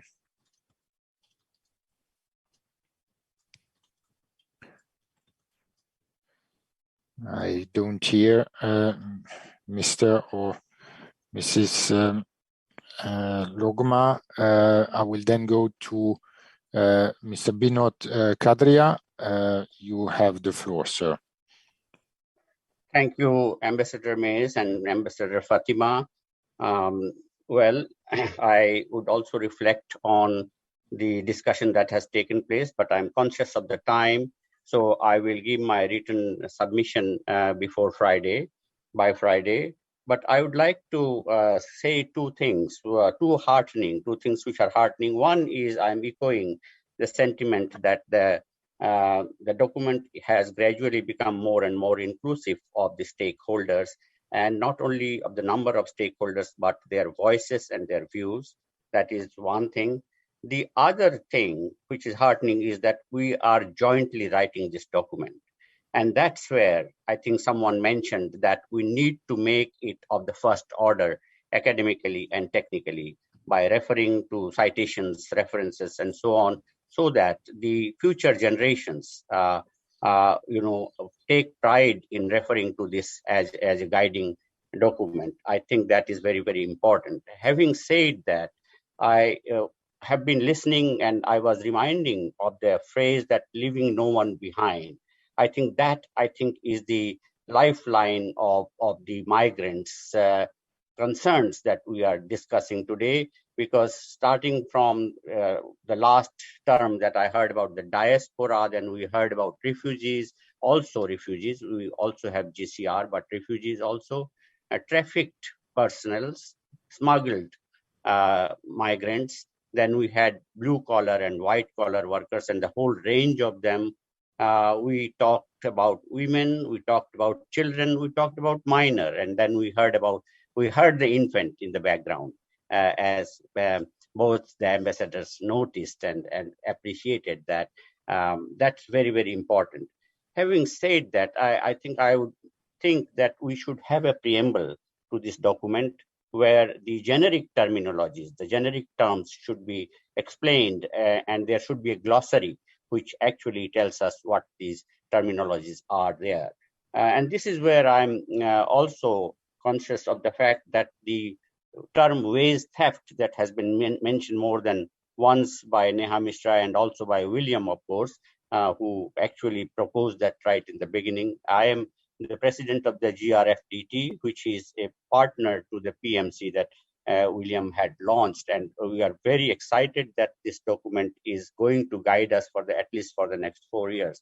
And this is where I have been thinking that when we are getting concerned whether somebody would be left behind in terms of whether it is diaspora, trafficked people, smuggled people, children, minors, and so on, I think there is a case for adding a new term, a generic term, which is parallel to the whole of government and the whole of society. And I think I said this in an earlier meeting also of this forum, that we need to add the whole of migrants, because if we don't do that, we will be missing a bus. The most vital part of this exercise are the migrants themselves. We need to bring them to the center stage, and one way of doing that is to add whole of migrants. Last time I said whole of migration, but I think I would like to revise that to whole of migrants. My other points I would like to submit as written by Friday, so that I don't take more time today. Thank you very much for your attention. Thank you very much, Mr. Kadria, for your suggestions. I'll now give the floor to Mr. Mauro Martini, representing IFAD. You have the floor, sir. Thank you. Thank you very much, Mr. Ambassador. I hope you can hear me. So first of all, I would like to thank you very much for this revised version of the Progress Declaration. We very much welcome the strengthening of the language of remittances, and in particular, the stronger and clearer reference to crucial priorities such as access, use, digital and financial services, and the linkage with financial inclusion. With the aim to further improve the declaration, we would like to suggest to further strengthen the language on the positive impact of remittances to development and highlight the rural dimension of remittances. This particularly in paragraphs 7, 34, and 46, which are the paragraphs with the language on remittances. As you probably know, half of remittances goes to rural areas where they count the most and where access is more difficult and financial inclusion rate is very low. Remittances are often the first experience of a formal financial system for many rural households and vulnerable communities. They are critically important for the resilience of hundreds of millions of migrant families and they are a crucial means to build their way towards financial independence. So we would like to suggest to take advantage of the language and the narrative that is already present in the outcomes of the recent Global Forum on Remittances, Investment and Development, which was organized in 2021 in June.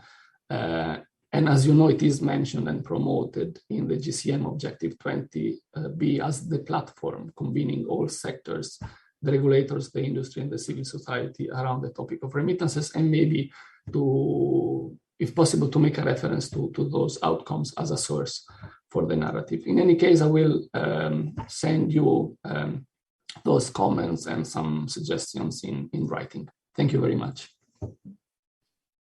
Thank you very much, Mr. Martini, for IFAD's contribution.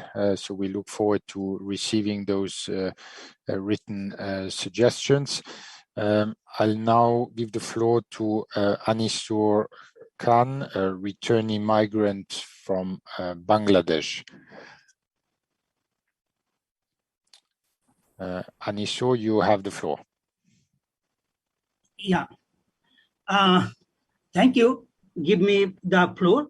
I am Anisur Rahman Khan, a returning migrant, and on behalf of all migrants, am I audible? Hello? Yes, we can hear you. We can hear you. Okay, thank you. I thanks both the Honorable Ambassador and participants for emphasizing on migrants and migrants communities. Last few webinar meeting. I am not sure how much relevant my talking with today's Zoom meeting is, but very much relevant to migrant workers.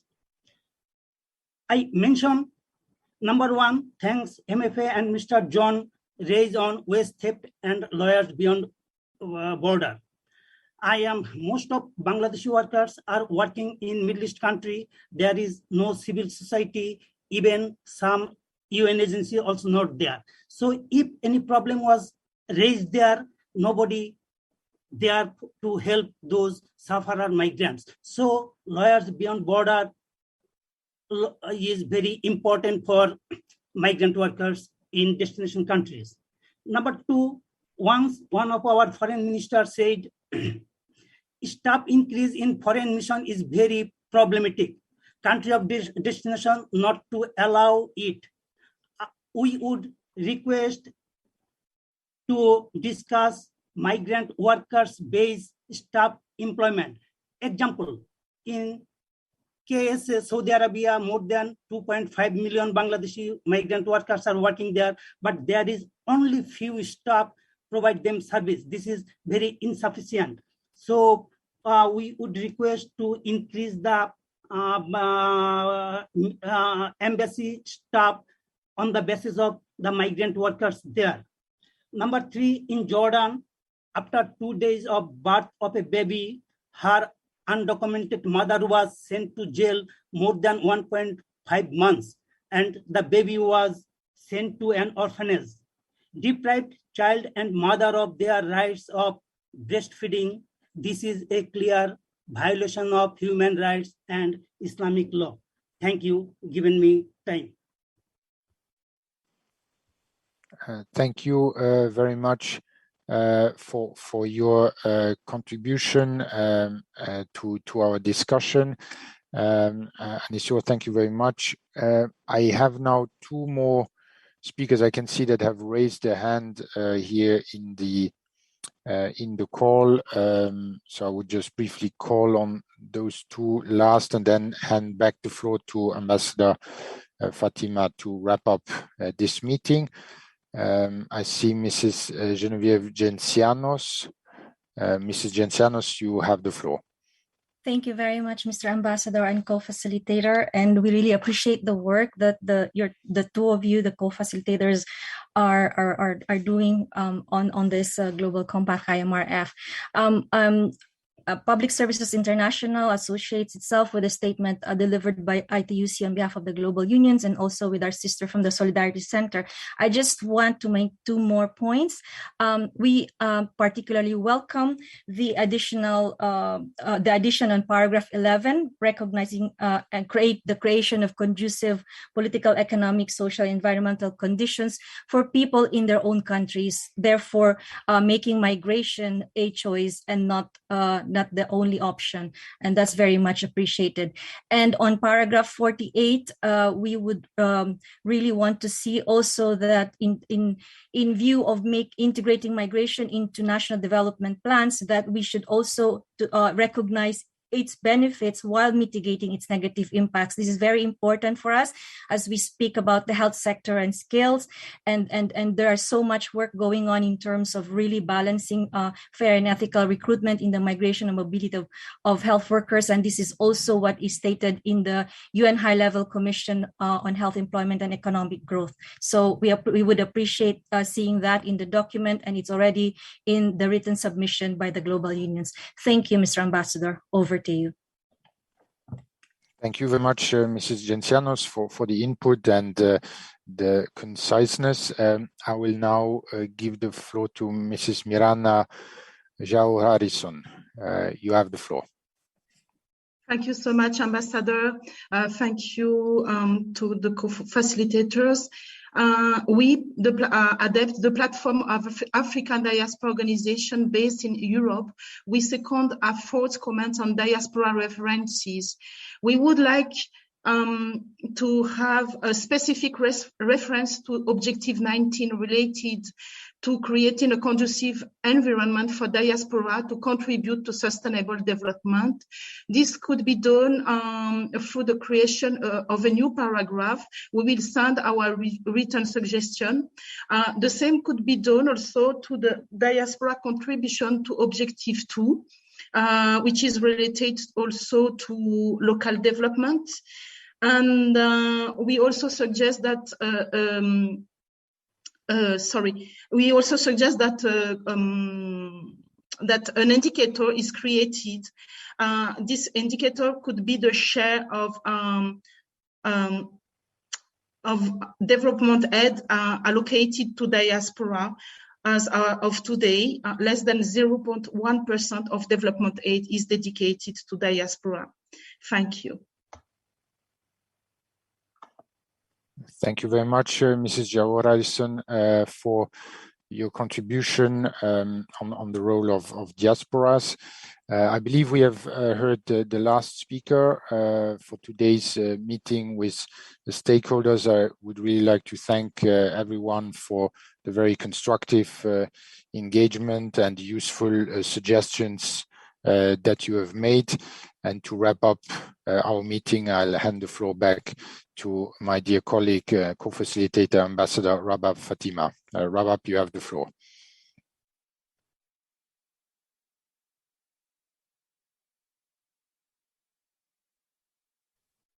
Yes, thank you. Thank you. Thank you, dear Olivia, Ambassador Mays. Thank you.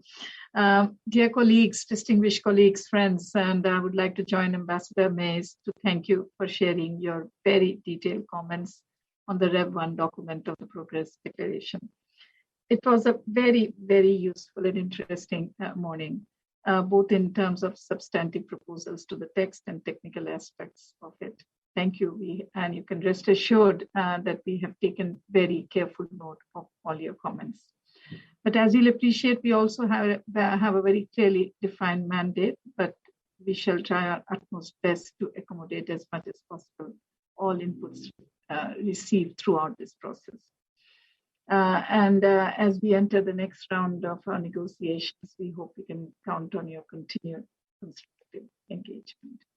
Please send in your comments to the dialogue space, but also email it to our experts. You have the email address of both our experts, Nirupam and Julie.